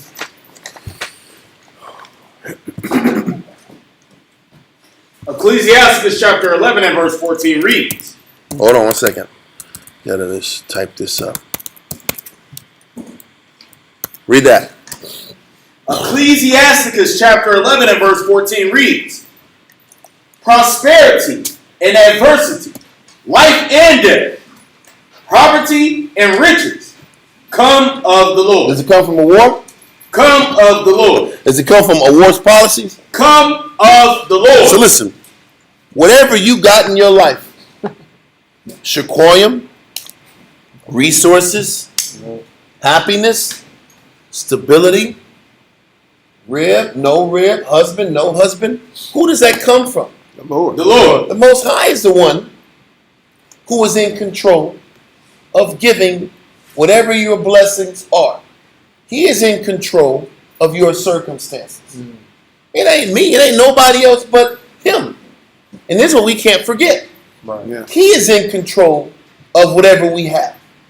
So if we're angry about what we don't have, who we should be complaining to? The Lord. Do brothers do that? No. Do sisters do that? No. No. They got a face as who's keeping them back. But the Most High is keeping you back. So, if my works should show that the Most High is with me, But if my works aren't showing the Most High is with me, it's because He's not. Read on. John. Wisdom, knowledge, and understanding of the law are of the Lord. What is knowledge? Knowledge is one thing. Wisdom is what? Another. Wisdom is the correct application of knowledge, right? Yeah. And understanding is what? Is your capability to take what you've learned and teach it and disseminate it so that others can learn. Yeah. That is what your understanding is. My capacity to take what I've learned and to put it into action. Yeah. Hold on. That's what that is. That's what understanding is. Whatever the Most High has given me in my knowledge and wisdom, your ability to take what you've learned and make it work for the body of Christ and for yourself. Yeah, effective. Who does that come from? The Lord. The Lord even gives you the capability to teach and to counsel and to lead and to inspire wife, children. That comes from the Lord. Yeah. So if the Lord ain't giving it to you, it's because you ain't got it. And you have to put the work in to receive it. Yeah. Because didn't Galatians 6 and 3 and 4 says you got to prove your own work? Yeah. Which means your surroundings have to prove that the Most High is with you. Right. Your surroundings have to prove your actions, and the work of your hands has to prove the Most High is with you. If the Most High is with you, He will bring you the things you need. And He will be with you as you're applying your wisdom in all the arenas you have to apply your wisdom. This isn't you. This isn't the individual. What am I trying to explain? I'm saying if you're a good counselor, it ain't because of you. If you're a good teacher, it ain't because of you. If you're this great worker, it ain't because of you. The Most High gave you that ability. Yeah. It's a gift. Uh, All of this came from the Lord. Your life conditions came from the Lord. Your marital status came from the Lord. Your understanding of the scriptures and your ability to convey the information came from the Lord. But Israel has all these things to say, but they have no works behind them to validate them. Because that's what Galatians said. If a person got all these things they got to say, they have all these opinions, where are your works to back you? And the majority of the people that got so much to say have no works to back them to prove the Most High is backing them. And if that's the case, that's further proof that they're not to be followed. And that their wisdom is not to be listened to. And their solutions are unsubstantiated. Why is that so important? Why am I driving it that way? Because everybody wants to make it about them and what they think things are. And the Most High got everything in the perfect set of checks and balances to reveal who should be followed and who shouldn't. Yeah. Who should be the person listening and who should be the one giving orders.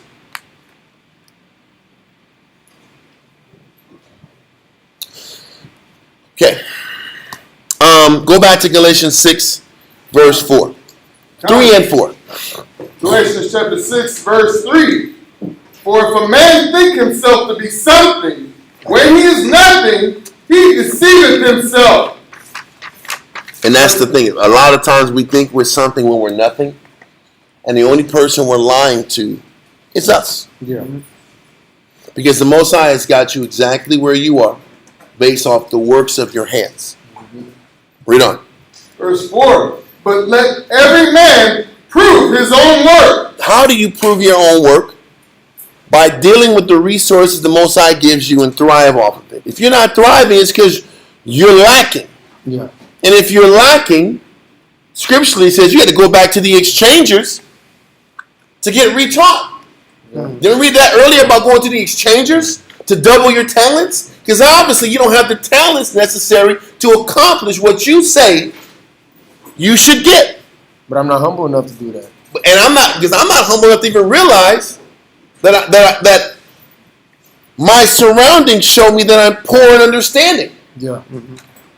What I've gotten shows me I don't know how to apply the wisdom and the knowledge and the understanding to affect enough people in my life to grow. Kind of. And that lets you know that your works can't be proven. Yeah. So once that is proven, you can break that Dunning-Kruger delusion. Then you can go back and actually get some help. Exactly. But we have these belief systems and feelings without any proof that our wisdom works. And that our wisdom can affect people and allow them to grow. And that shows that we're airy people. Light-minded and aren't to be trusted or respected. Yep. Because whatever we teach, you got to live it and prove it. Yeah. And that's what 2 Corinthians 13 goes into. 2 Corinthians 13.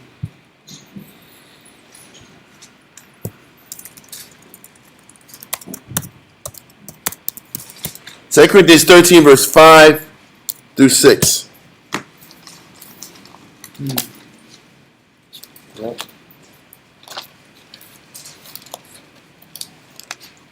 You know, What's that?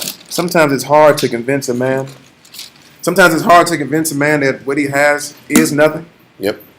Because what we have, we look at it like we're so confident in it, and our pride is intertwined in it, Of course. that it's hard to admit that what we have, this substance that we obtain, is not really worth anything. It's not what it ought to be. Yeah, That's all the Most High is saying. yeah, Most High is not saying that what you're bringing to the table means nothing. yeah. It just means it's not what it ought to be. Yeah. For what he has invested into you, for what you know, you should be producing at a greater level and have a greater understanding of things. Kind of. And that's what he's trying to get us. Because people, when they get checked, they want to lose their brains and discard everything that they do well.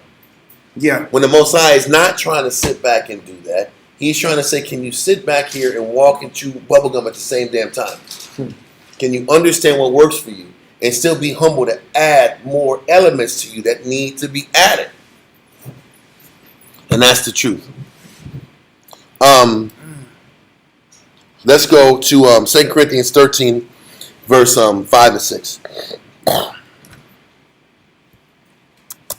I'm out. You got this?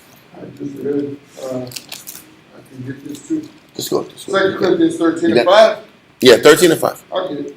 Examine yourselves, whether ye be in the faith. See, and it's the thing. We should be focusing on whether what we're saying makes sense. Whether we're in the spirit. But we're so hyper-focused on what other people are doing, we start being disconnected about our battle. yeah. Read on. Prove your own self. Goes back to the proving yourself. You have to prove that your spiritual stances are substantiated. Can you really prove that what you're holding on to is really what Christ wants you to do, and it's really growth, and that method is superior to the methods of the individuals around you? Because there's a scripture we're going to go into like next week or so, or 2 weeks from now, that talks about we should be cleaving to the discourse of elders. But the cleaving to the discourse of elders, in a nutshell, talks about cleaving to the best spiritual solution. That's what it means by proving yourself. Just because you have an idea that popped in your brain, is it the most effective? And are you going to let it be scrutinized amongst the body of Christ to make sure it's the most effective way? Because that's how we should be operating as a body. Too hasty. This is how we should be operating in marriages, with brothers. The wisdom that is superior should be followed. Kind of. And we'll go into that in specifics soon. But what does it mean where it says prove your work?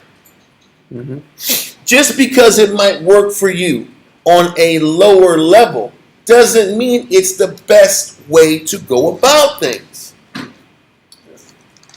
Should we be living our life trying to operate optimally or just surviving and treading water in our spiritual decisions? That's a real question we should be asking ourselves. Read on. Middle of verse 5. Know ye not your own selves? No, read it from the top again. And the answer is no. yourself. So once again, examine. To examine yourself, the definition of examine is to try, make trial of, test, for the purpose of ascertaining his quality. Once again, when we make decisions, when we think, when we're giving out suggestions, when we're scrutinizing, is it really about what's the most spiritually effective way to get something done? 9 times out of 10, it has nothing to do with what's the most spiritual way to do things. It's based on how my body feels, how my joints feel that day. And my decisions are based on my joint, my sciatica, my back, and my neck. How bad? And then my wisdom is predicated on that. Or how another person makes me feel. But we're supposed to examine to ascertain the best quality of decision around. Read on, verse 5. Middle of 5. Prove your own selves. Know ye not your own selves? No, we don't. Because we don't know ourselves because we're delusional. We're disconnected. Yep. We have that Dunning-Kruger issue. The reason Paul keeps saying about proving your work, proving your thinking, that's the only way to break you out of your delusion. If you're proving your method to be the most spiritually effective, you will compare it against others. Yeah. And if you're comparing your wacky way of looking at things with people with superior wisdom, then you'll realize how far you off. Right. You're off. And then you can begin to work on what's inside of you. Does that make sense? I know. But what we do is we secretly are bitter, negative, and we hold on to our issues, and we don't even allow those issues to be scrutinized. Yeah, because I have to say this person is doing something better than me. I can't admit that. And that's what's scary, and that's what's sad. Yeah. And that's what pride is. And it goes back to the delusion, the lie, and the pride go hand in hand. Yeah. So we lie to protect the pride, to protect the ego. We lie to protect the ego. Yeah. And that is the truth. Continue. Know ye not your own selves? How the Yahushua is in you, except ye be reprobates? But the funny thing, he says, know ye not your own selves. How Christ is in you. First of all, Christ is in all of us because he chose us to be here. Mm-hmm. Now, what we do with being chosen is up to us. Some of us are reprobates that Christ initially chose. What's reprobate in that blue letter Bible? It says, reprobate that which, you don't have it right here, you got that yet. Let's move it slow. I got it right here. Okay, let me see. You know what I'm saying? The bottom one. Kind of. Reprobate. It says in Blue Letter Bible. It says unfit for, unproved, spurious, reprobate. Now, I'm trying to find, the reprobate I'm looking for, because I can't read that small. Yeah. It says, that which does not prove itself Okay, I got it right here. such as it ought. Yeah. Remember that ought word. Kind But keep going again. It says that which does not prove itself such as it ought. So once again, he's saying we are reprobates when we stay in that delusion and we don't prove ourselves the way we're supposed to. Because if we're properly proving our thinking, properly proving our decision making, then we'll get resettled and reestablished the right way. The reprobate person doesn't put his or her thoughts out there enough to be scourged. Is it in the scripture say about scourging your thoughts? Yeah. So the reprobate person doesn't put themselves out there enough to be scourged, so they have a chance for their work and their thoughts to be proven. Read it again. He says, that which does not prove itself such as it ought. That is a reprobate mind. A person that doesn't allow others to scrutinize their negative behavior and thoughts. And that person does not have Christ in them. Right. Because Christ is about bringing everything to the light, your thoughts, your motives, your reasoning to the light so it can be scrutinized. Because if it's scrutinized properly, if you throw it out in the light properly, then it can be worked on properly. Right. Yeah. But because what we do, we scrutinize, we hold on to negative, and we keep it to ourselves, and we think that's Christ. It's really Satan. And once again, you're not in the spirit just by saying or establishing your beef. You have to say what's on your mind and then begin to what? Forsake that thinking. That's also part of the scrutinizing that you need to allow yourself to actually get right. So read verse 5 again from the top. God, 2 Corinthians 13:5. Examine yourselves, whether ye be in the faith. Prove your own selves. Know ye not your own selves, how that Yahushua is in you, except ye be reprobates? Except we make the decision to not be criticized, corrected, and chastised, or to be specific, have our works proven. Have our thoughts proven. If we're running from having our thoughts proven, we're reprobate. Go to verse 6. Verse 6. But I trust that ye shall know that we are not reprobates. Listen, Paul's like, trust, we're not reprobate. We're bringing our work to the light, and we're proving ourselves every single day.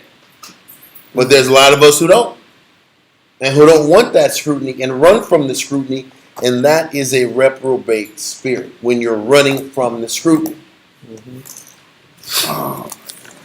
Okay, from there, I wasn't going to Spurious. Listen, I'm not going to worry about that. Let's go to Jeremiah. Let's go to Jeremiah 6.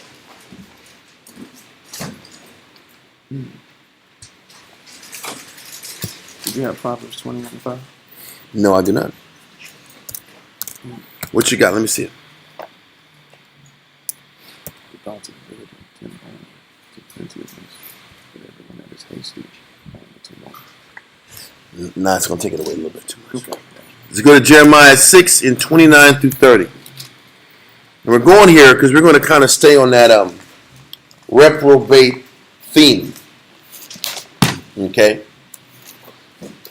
Because that reprobate mindset connects with not being honest and bringing things out to the forefront. Yeah.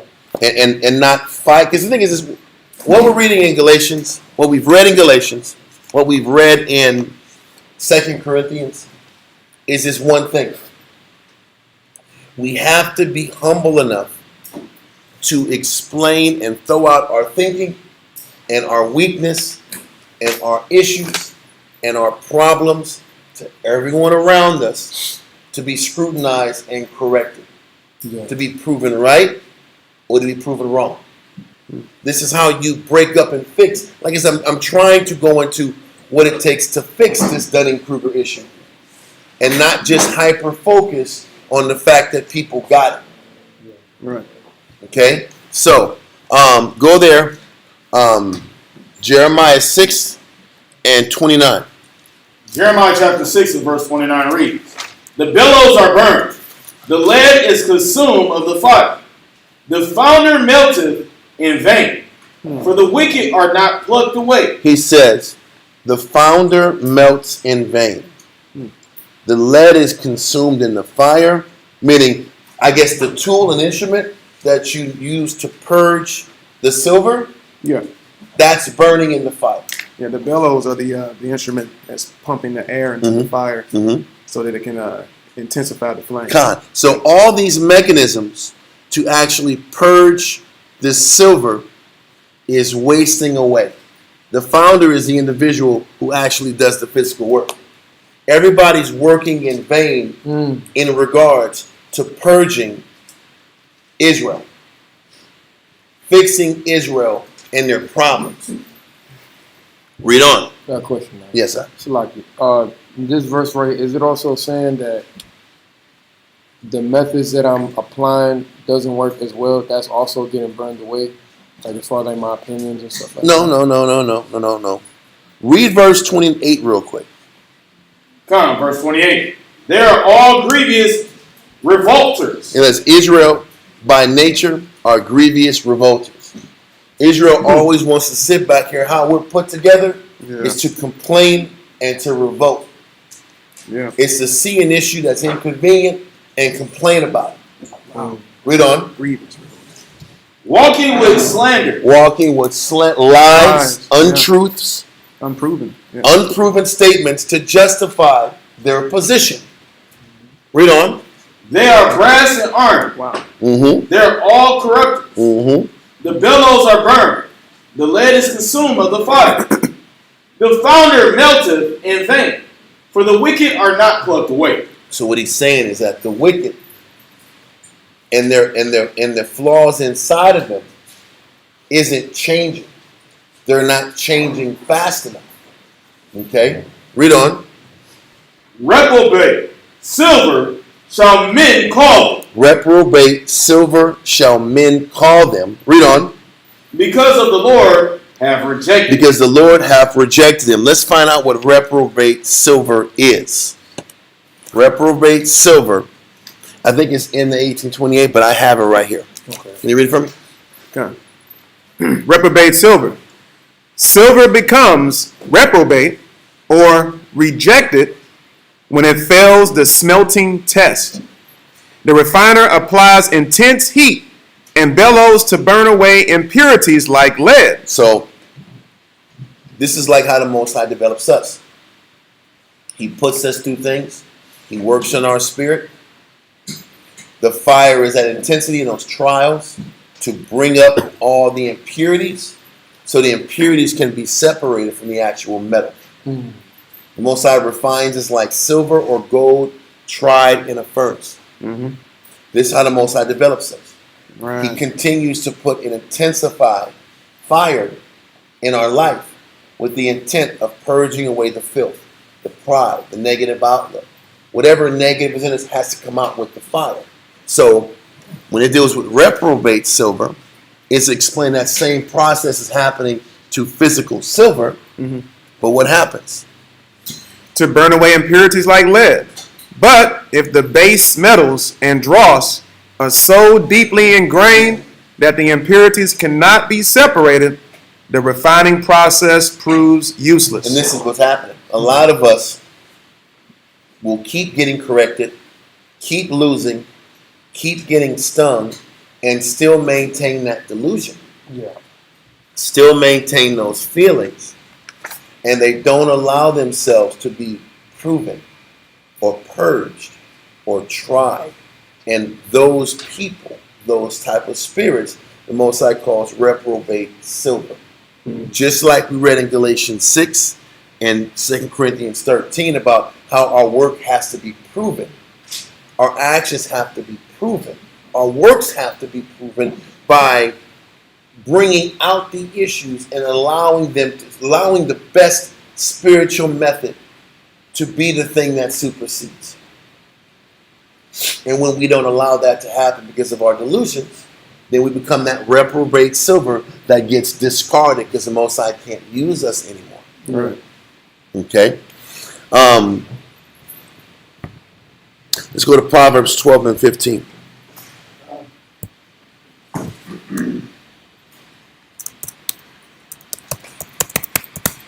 Proverbs chapter 12, verse 15. The way of a fool is right in his own eyes, God. Read on. but he that hearkeneth unto counsel is wise. And this is what's so important. This is why it's so important that we hearken to counsel and that iron sharpens iron. Because when iron sharpens iron, it protects us from failure, and it keeps us growing, and it takes us out of these delusions that keep us messed up so much. Once again, we're going to keep driving into the solutions now. The solutions is about humility and allowing our disconnected thoughts to be challenged. If we're going to grow, all of these unproven thoughts have to get brought to the forefront and chastised and forsaken. And if we can practice doing that, we get one step closer to the Most High every day. If we stay in that spot. Okay? Go to Proverbs 20 and 6. God. Proverbs 20 and 6. Oh, wow. Yeah. Most men will proclaim everyone his own goodness. Listen, is that not our people? Right. Everybody will proclaim how on point they are, how spiritual they are, Man. how much they're fighting their own battle, and how much they're doing their absolute best Man. to stay connected to the Most High. Everybody holds on to that thinking. Yeah. Wow. What you gonna say? Well, just to say, And that's that Dunning-Kruger. Everybody is saying they're doing their best. Yeah, because to hear anything otherwise is just a hard pill to swallow.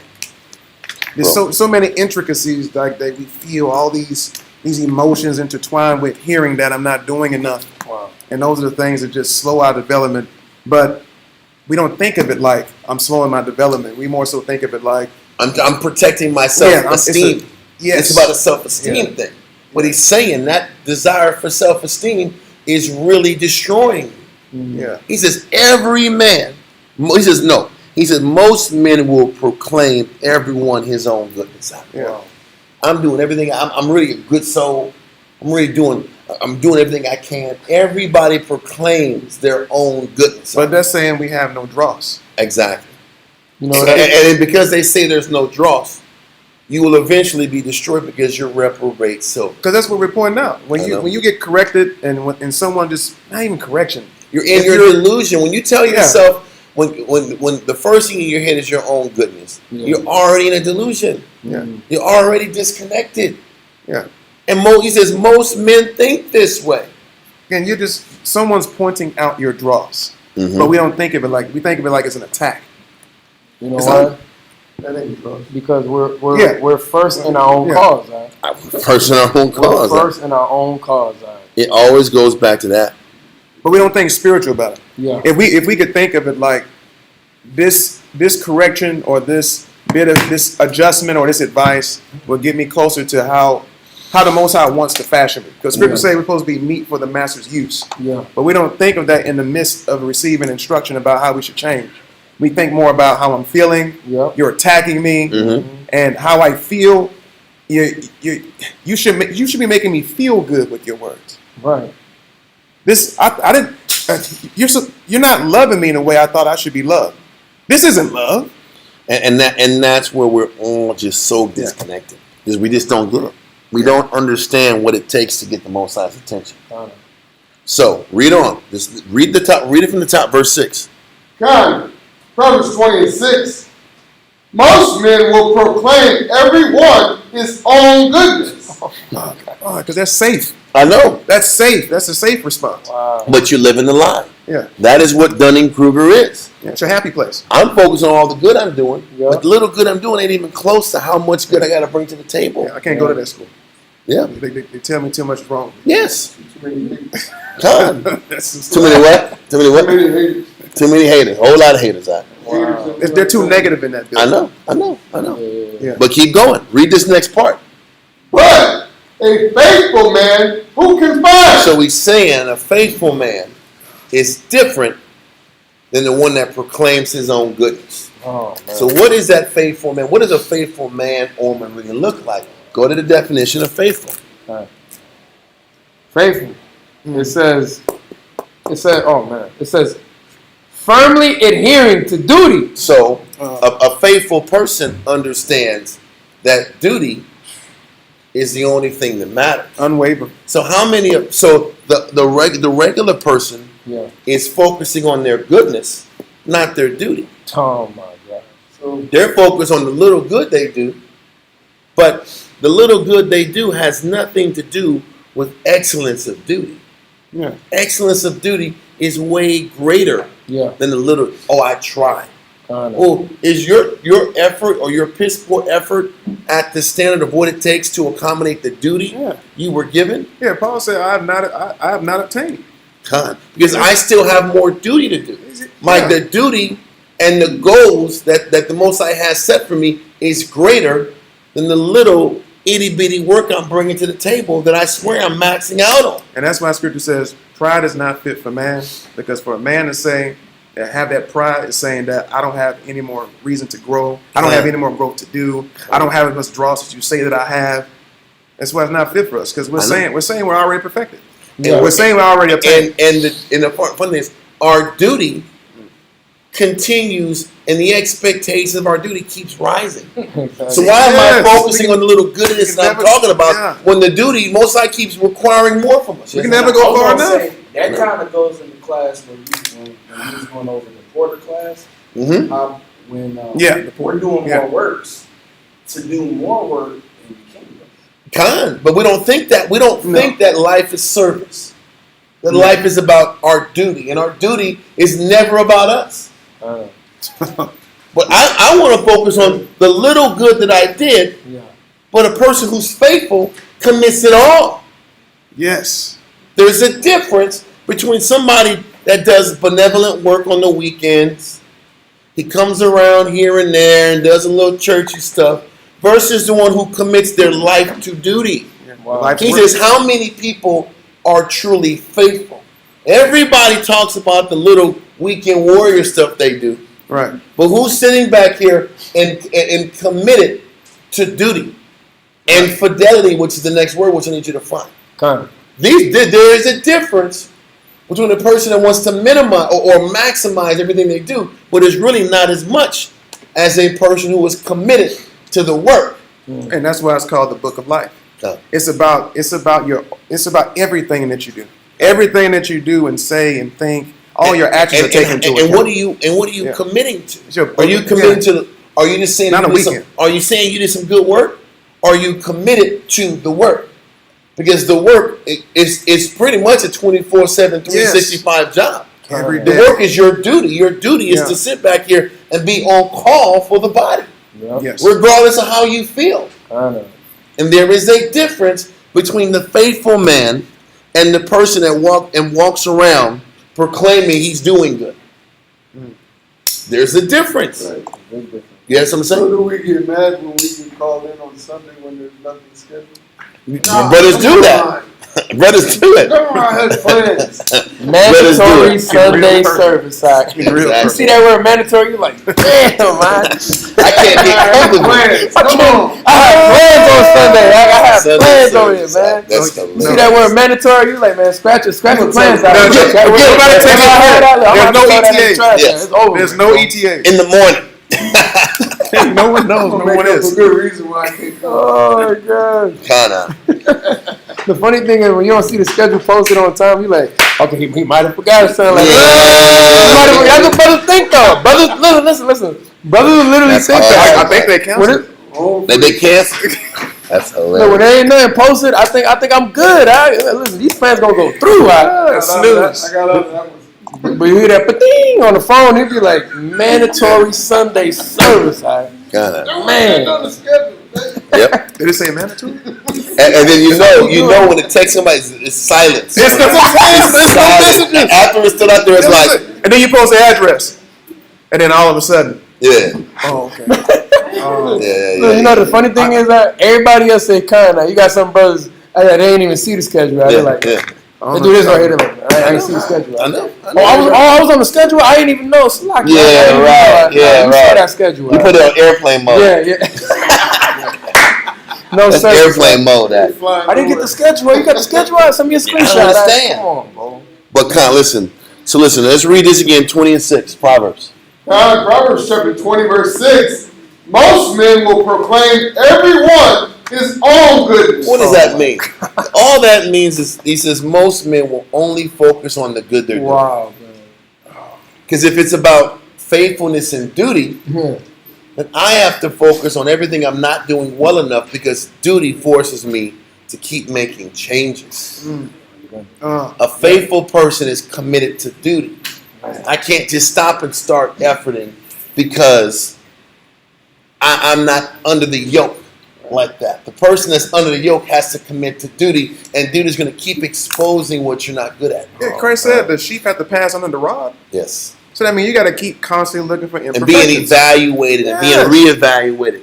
But that's the difference between the person that just wants to be focused on the good they do versus the person who puts their life on the line to be scrutinized 24/7, 365. Wow, That's the humble person versus the one that's delusional that can give you an aspect of their goodness, but isn't really putting themselves on the line to be scrutinized the way that the faithful are. man. But read that verse again from the top. God, I saw that verse. I was like, this is a monster That's verse. good. That's good. That's a monster verse. Read that again. Proverbs 20:6. Most men will proclaim everyone his own goodness, but a faithful man who can find? Who can Scary. find that faithful man? Because you don't get a lot of them. That's scary. Faithful means firmly adhering to duty, of true fidelity, loyal, true to allegiance, as a faithful subject. Because a faithful subject, a faithful servant, gives everything they have to change everything in them Yep, for the Most High to be happy with them. kind of. It says true, exact, in conformity to the letter and spirit. Oh, How many people sit back and swear they think they're in the spirit, but you don't give enough of your spirit to even be in that category? You got to give it all up to sit back and be in that category. If you're not conforming every aspect of your spirit to the body, then how can you really say you're giving all you got? Like Israel wants to do. Goodness, I'm doing good. Look at all the good I'm doing. Israel wants to According to talk who? about all the good according to you. Yes. But faithfulness, the faithful man, has to sit back and do good according to the standard of what duty calls man. and what duty expects And that takes a lowly and humble spirit. in a true servant. Yeah. You have to be in the spirit of servitude. And that breaks that Dunning-Kruger delusion. Duty breaks it. You can say whatever your opinion is. Man. That's not the standard that the duty requires. That's just like going to the mall and you got to make $400. You can say whatever the hell you want to say. Yeah. If you don't put the work in and make the adjustments, you ain't getting that number. I'm calling everybody. None of that crap matters. All you're doing is telling me the goodness you're doing. Yeah. You're not telling me the problem. You're not figuring out how much do I have to give up of myself to get this number, Oh, to get this, to accomplish the request that is set up for me. Because when you have duty, it doesn't matter how you feel. You have to accommodate the duty. Yep. And I can't blow smoke off you and say, well, I'm doing good when you're not. Because the duty demands it. Yeah. But he says there's very few people that are faithful like that. Yep. Most people just sit back here and tell you how good they are. And tell you the good points of them. So you don't got to see the real side of them. Right. But duty and that demand forces the real you to come out. Like I said. I love what you're saying now because it makes sense what you're saying about when you're talking about the faithful man. We know that the faithful man is somebody that's honest, somebody that's true. You know, versus the person who's proclaiming their own goodness, that's the liar. That's the point. You have the true Makes so much person sense, versus right? the liar. The true person has to submit to the body and the work. The liar doesn't. Yeah, just convince himself. And all they have to do is convince themselves that they're doing enough. But then this also is a lesson for us who are maxing themselves out.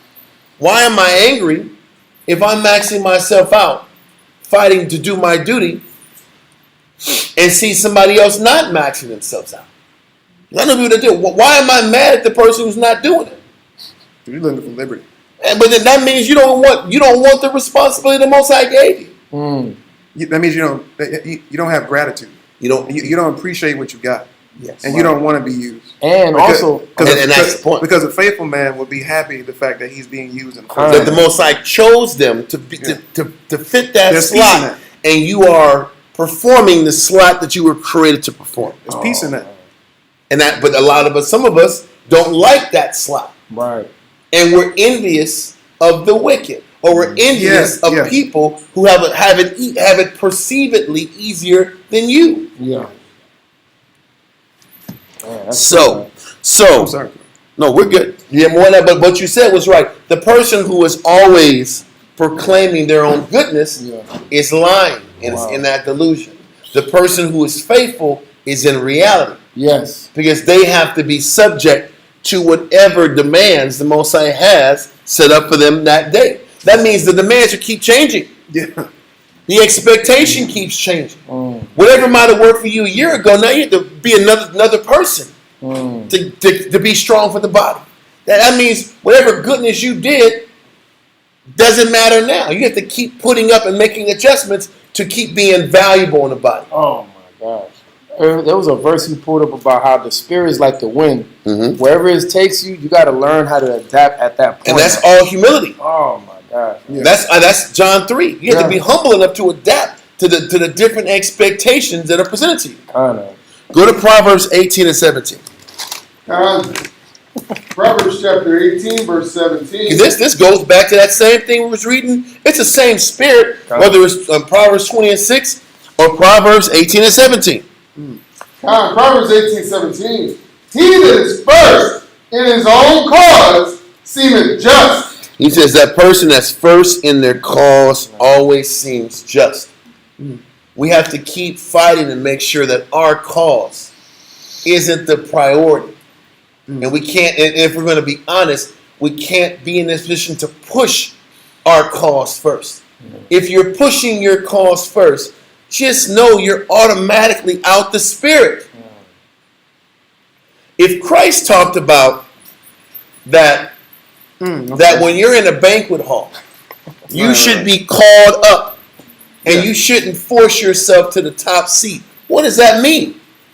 That men can't be fighting for what they want. They have to stay in order, and the Most High presents them up when it's time. That's all of us. Nobody should be fighting for their first cause. It says that the Most High sent songs where he gives the position to the man. I gotta find it. You got to give it to me. So listen, while he's finding it, keep going in the verse. Proverbs 18 and 17. He that is first in his own cause seemeth just, but his neighbor cometh and searcheth him. But this is why you need your neighbor to prove you. Man, bro. Your neighbor is needed to prove Yes. that your cause isn't as pure as you think it is. Mm-hmm. This is why you need to have your thoughts and your reasonings exposed to be checked. Because if they're not, you'll always walk around with this delusion thinking you're in the spirit. This is why we all need to be subject to the body. And this is why scripturally says you can do nothing without what? Advice. Yeah. To make sure that how you're looking at things is on the up and up. Because by nature, what we want is always going to be the most important thing. Wow. And it ain't. And this shows why we despise our neighbor. Con. Oh my God. Because our neighbor's the one doing the searching. And saying, no, you full of crap. Yeah. You ain't as pure as you operate in life. Like you're acting, like you're presenting to be. Yeah. Yes, sir. You got the, It's the verse in Psalms where it talks about he promotes the Yeah. to that From not position. from the east. the Most High does. The Most High promotes all of us, and that's the point. You know what? If the Most High promotes, then there's no need to fight for my first cause. Kind of. Yeah. Why am I going to make my cause first when the Most High promotes anyway? It's about faith and staying in order and letting the Most High bring you up when He sees fit In due time. in due time. All right. Now, what I want to do is go to Proverbs. What's that? I was gonna, No, I'm saying that. I'm sorry. What y'all got, man? I was gonna say something just real quick on Naga's point. You are right, brother, about how we look at our neighbor. Cause look, in Spanish it says "pero viene su adversario." Hey! Yeah. But in English it says your neighbor. But in Spanish it says adversario. What is adversario? Your adversary. You look at your neighbor as your adversary because he's looking at your faults. He's one That's doing crazy. Huh? He's calling you out. He's calling you out on your bluff, right? And you don't like it. Therefore, you look at the person who's searching out your flaws as your You adversary. despise your neighbor. You despise your neighbor. It makes perfect sense. Right? It's adversario. Is that what it is? Adversario. Adversario. Pero su adversary Well, means listen, your adversary. Listen, that's important. Wow. Listen, that's very important what you're saying Wow. because your neighbor is the one that's checking you. So you look at him as your adversary. That explains why. That God, explains man. why. They're not why would they be your adversary if they're telling you what you want to hear? Yeah. They're only your adversary because they're saying that how you're looking at things is wrong. Tell you the truth, And that bro. you're being selfish. This is why I'm talking about. That's my point. You ain't giving good enough. This is what I'm Exactly. talking You're not And there ain't no pushing love yourself. in You got Israel. something to say. There ain't no love in Israel. Yeah, you always No. got something to say. Exactly. They're only. Didn't Paul Wow. say, "Am I your enemy because I tell you the truth?" He told Yes. he Yes. said The that. answer is He yes. definitely He did say that. Am I He your did say enemy because I that. tell you the answer is yes. Yes.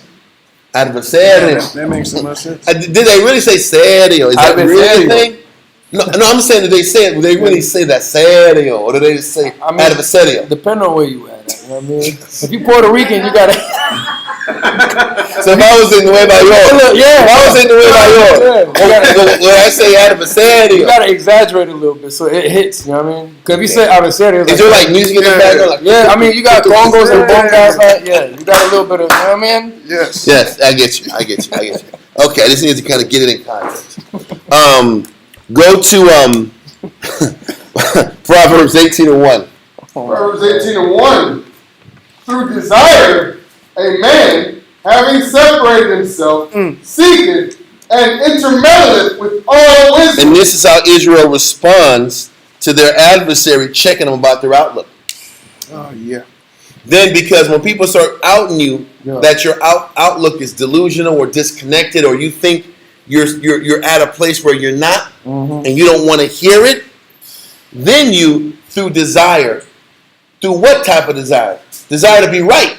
A man having separated himself Your neighbor. seeketh and intermeddleth with all wisdom. Because so many times what we want to separate ourselves to prove ourselves right. Yeah.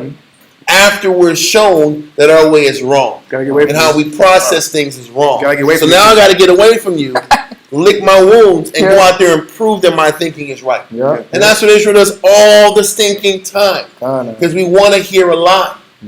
I We used to want be to in be Israel. told smooth things. Yeah. Yeah. And then that's when you're in that spirit, then you start cleaving the people that lie. Yeah. And then you'll be lied to. Then you'll get exploited because you want to hear a lie. Get your ears. Con. Read on. God. But that his heart may discover itself. No, read verse 2. A fool hath no delight in And understanding. that's the point. The Yeah. fool doesn't want to get understanding, doesn't want to get their thoughts reproved, or their intent reproved, or their wisdom checked or elevated. Read on. But that his heart may discover Listen, itself. we just want to sit back here and take our thought as far as we can take it. Yeah. Wow. Take our feelings and our ambitions and whatever we feel, we want to take it and run with it and see how far we can take it. So we go every single day running from correction, running from reality, and attempt to live and pursue this vanity or this vain direction as long as we can until we hit pay dirt. And then we have pride and ego behind it. Yeah. And we're going to prove that. We're going to go to Ecclesiasticus in the Apocrypha, chapter 11 and verse 30.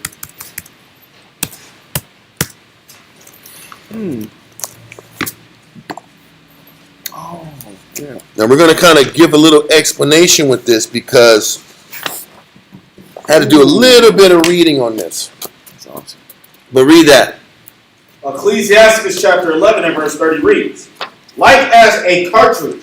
No, Take- did you say a partridge or cartridge? Partridge. Yeah, I just want to make sure. It's a partridge is a bird. Okay? So he says, like a partridge. Read on. Like as a partridge taken and kept in a cage, so is the heart of the proud. So, Oh, man. So, what that means is this. A partridge. Well, I'm going to break it down and explain it. Let me read. It says, a proud person's heart is trapped and foolishly confident.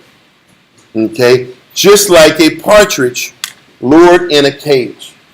So I'm going to explain this. Read that, partridge. The partridge. In ancient times, hunters used a tamed or caged partridge as a decoy to lure wild partridges into a trap. Okay. So when you're reading about this partridge, in verse 30, read verse 30 again. Come. Ecclesiasticus chapter 11 and verse 30 reads, like as a partridge taken and kept in a cage, so is the proud of the proud. So like this the heart of the proud. this particular partridge is a trained partridge that is pretty much broken in a prison. And this particular partridge or bird is used to lure in other birds so you can sit back here and capture more birds. Wow. So read that part again. In ancient times, hunters used a tamed or caged partridge as a decoy to lure wild partridges into a trap. The trapped bird in the cage falsely feels safe or superior, not realizing it is actually a captive. And this is that Dunning-Kruger effect. Man, Israel with pride feels secure, yeah. feels confident, but they're really trapped and in a prison of their own pride. Right. They're in a prison of their own mind. But they'll walk around. If you really talk to a person with pride, they're delusional and they come off the most confident. Like, how can you be so confident when you're standing on such icy, unstable ground? Why are you so confident in what you're doing? He's like this. He says, Israel with pride is like this partridge that walks around this cage like he's running a cage, but he's really the head prisoner in a cage. Just like we're prisoners of our own thoughts, prisoners of our own lust, prisoners of our own doubt. We'll walk around here confident about the little that we know, but we're really prisoners of our own spirit. Wow, bro. That can't be told nothing. They're going to be just living this same cycle of failure year in and year out. It's scary. Just like this partridge bird that's in slavery that walks around here like he's the damn cat's meow. Like this bird's on a level. He's saying the proud roll like this bird. Extra confident, extra bold, but they're really in captivity. Wow, bro. Read that again, verse 30. Like as a partridge taken and kept in a cage, so is the heart of the proud. The proud walks around with confidence, but is in the prison of their own mind. And they don't even know it. Wow. Just like this bird doesn't know he's in prison and being used to bring other birds into prison. This is how scary pride can be and how scary that Dunning-Kruger effect can be. When you tell yourself you're good enough and you're doing enough, but you're really never going to change. You're going to stay in the same spot forever. But you walk around here confident like you got solutions. Wow. This is why we should be afraid more than walk around here in disdain about it. This is a scary thing to be at. It's a prison. It's a mental prison to think like this. I know. Like a proud prisoner. But you think you're the head of all the prisoners. Yeah, it's like someone being confident and excited, like, hey, yeah, I've been locked up. Oh yeah, I got the answers. I'm doing good. I'm doing Yeah. great. But you're in this delusion. You're not doing good. Yeah, You're wasting time. yeah. But you're walking around as if you're not. Like you got it together. Like your wisdom is going to take you where it needs to be. Yeah. And you just keep wasting time being in this delusion. But our prison is in our own head. Read that again. Like as a partridge taken and kept in a cage, so is the heart of the proud. And like as a spy watcheth he for thy fault. No, read the partridge part and the proud heart. Like as No. I'm talking about him. Okay. In ancient times, hunters used a tamed or caged partridge as a decoy to lure wild partridges into a trap. The trapped bird in the cage falsely feels safe or superior, not realizing it is actually a captive. Read on. A proud person thinks they are secure, wise, or in control, but their arrogance blinds them to their own vulnerability and eventual downfall. And that's why we're going into this information. Oh. We need to sit back here and communicate and confess what's in our head so it can be scrutinized and challenged by your neighbor. So you can truly know if what's in your mind is of the spirit or not. If not, you're going to walk around in this cage of lies and delusion, walking around confident for nothing. Confident and sure about your moves when you're really a slave to your own flesh. Shackles. Yeah. You're in shackles to your own inhibitions and your lust that controls every part of your life. This is why it's so important we get out of the pride and we submit ourselves to people who can show us a superior way to look at things and handle things. Okay? Go to Ecclesiasticus 22:8. Ecclesiastes chapter 22 and verse 8 reads, He that telleth a tale to a fool speaketh to one in a slumber. Yep. Read on. When he hath told his tale, he will say, What is the matter? So what he's saying is when you're talking to a fool, a person who's in a delusion, you're talking to somebody who's asleep, who can't even pick up the message because they're too connected in their own little world to come out of it, to actually get the help. And this is an example of that bird in the cage that operates secure, but they're on complete unstable ground and unstable footing. Okay? Go here. The lesson. Pride acts like a trap and makes people overconfident and spiritually blind, leading them into captivity to their own ego or ruin. And this is why you can't let the pride or that Dunning-Kruger idea that what you're doing is enough get in the way of your growth. And this is why we have to confess and communicate as much as we can to allow brothers and sisters to scrutinize our mind and how we look at things. Because if not, this is what's going to happen to us. Ecclesiastes 22, verse 11 and 12. Ecclesiastes 22, verse 11 and 12. Ecclesiastes chapter 22, verse No, 11. yeah, 22, 11 and 12. Verse 11 reads, Weep for the dead, for he hath lost the light. No, what? Yeah, read it again. Weep for the dead, for he hath lost the light. And weep for the fool, for he wanteth understanding. Make little weeping for the dead, for he is at rest. But the life of the fool is worse than death. And the person that's in this delusion, their life is worse than death. And we should really mourn for Israel that's delusional. That's just sit back here spinning their wheels, wasting their time, telling themselves things are okay and it's not. That's worse than death.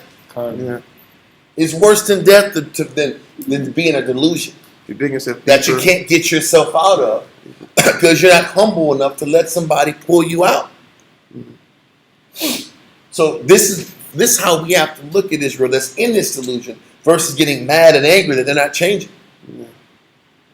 They're creating self-harm to themselves. Yeah. And they don't even see it. Yep. And because they can't see it, we got to keep teaching them and also feel bad because it ain't like they're going to win this one.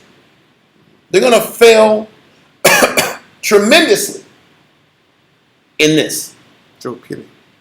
Con, how else you going to look at it?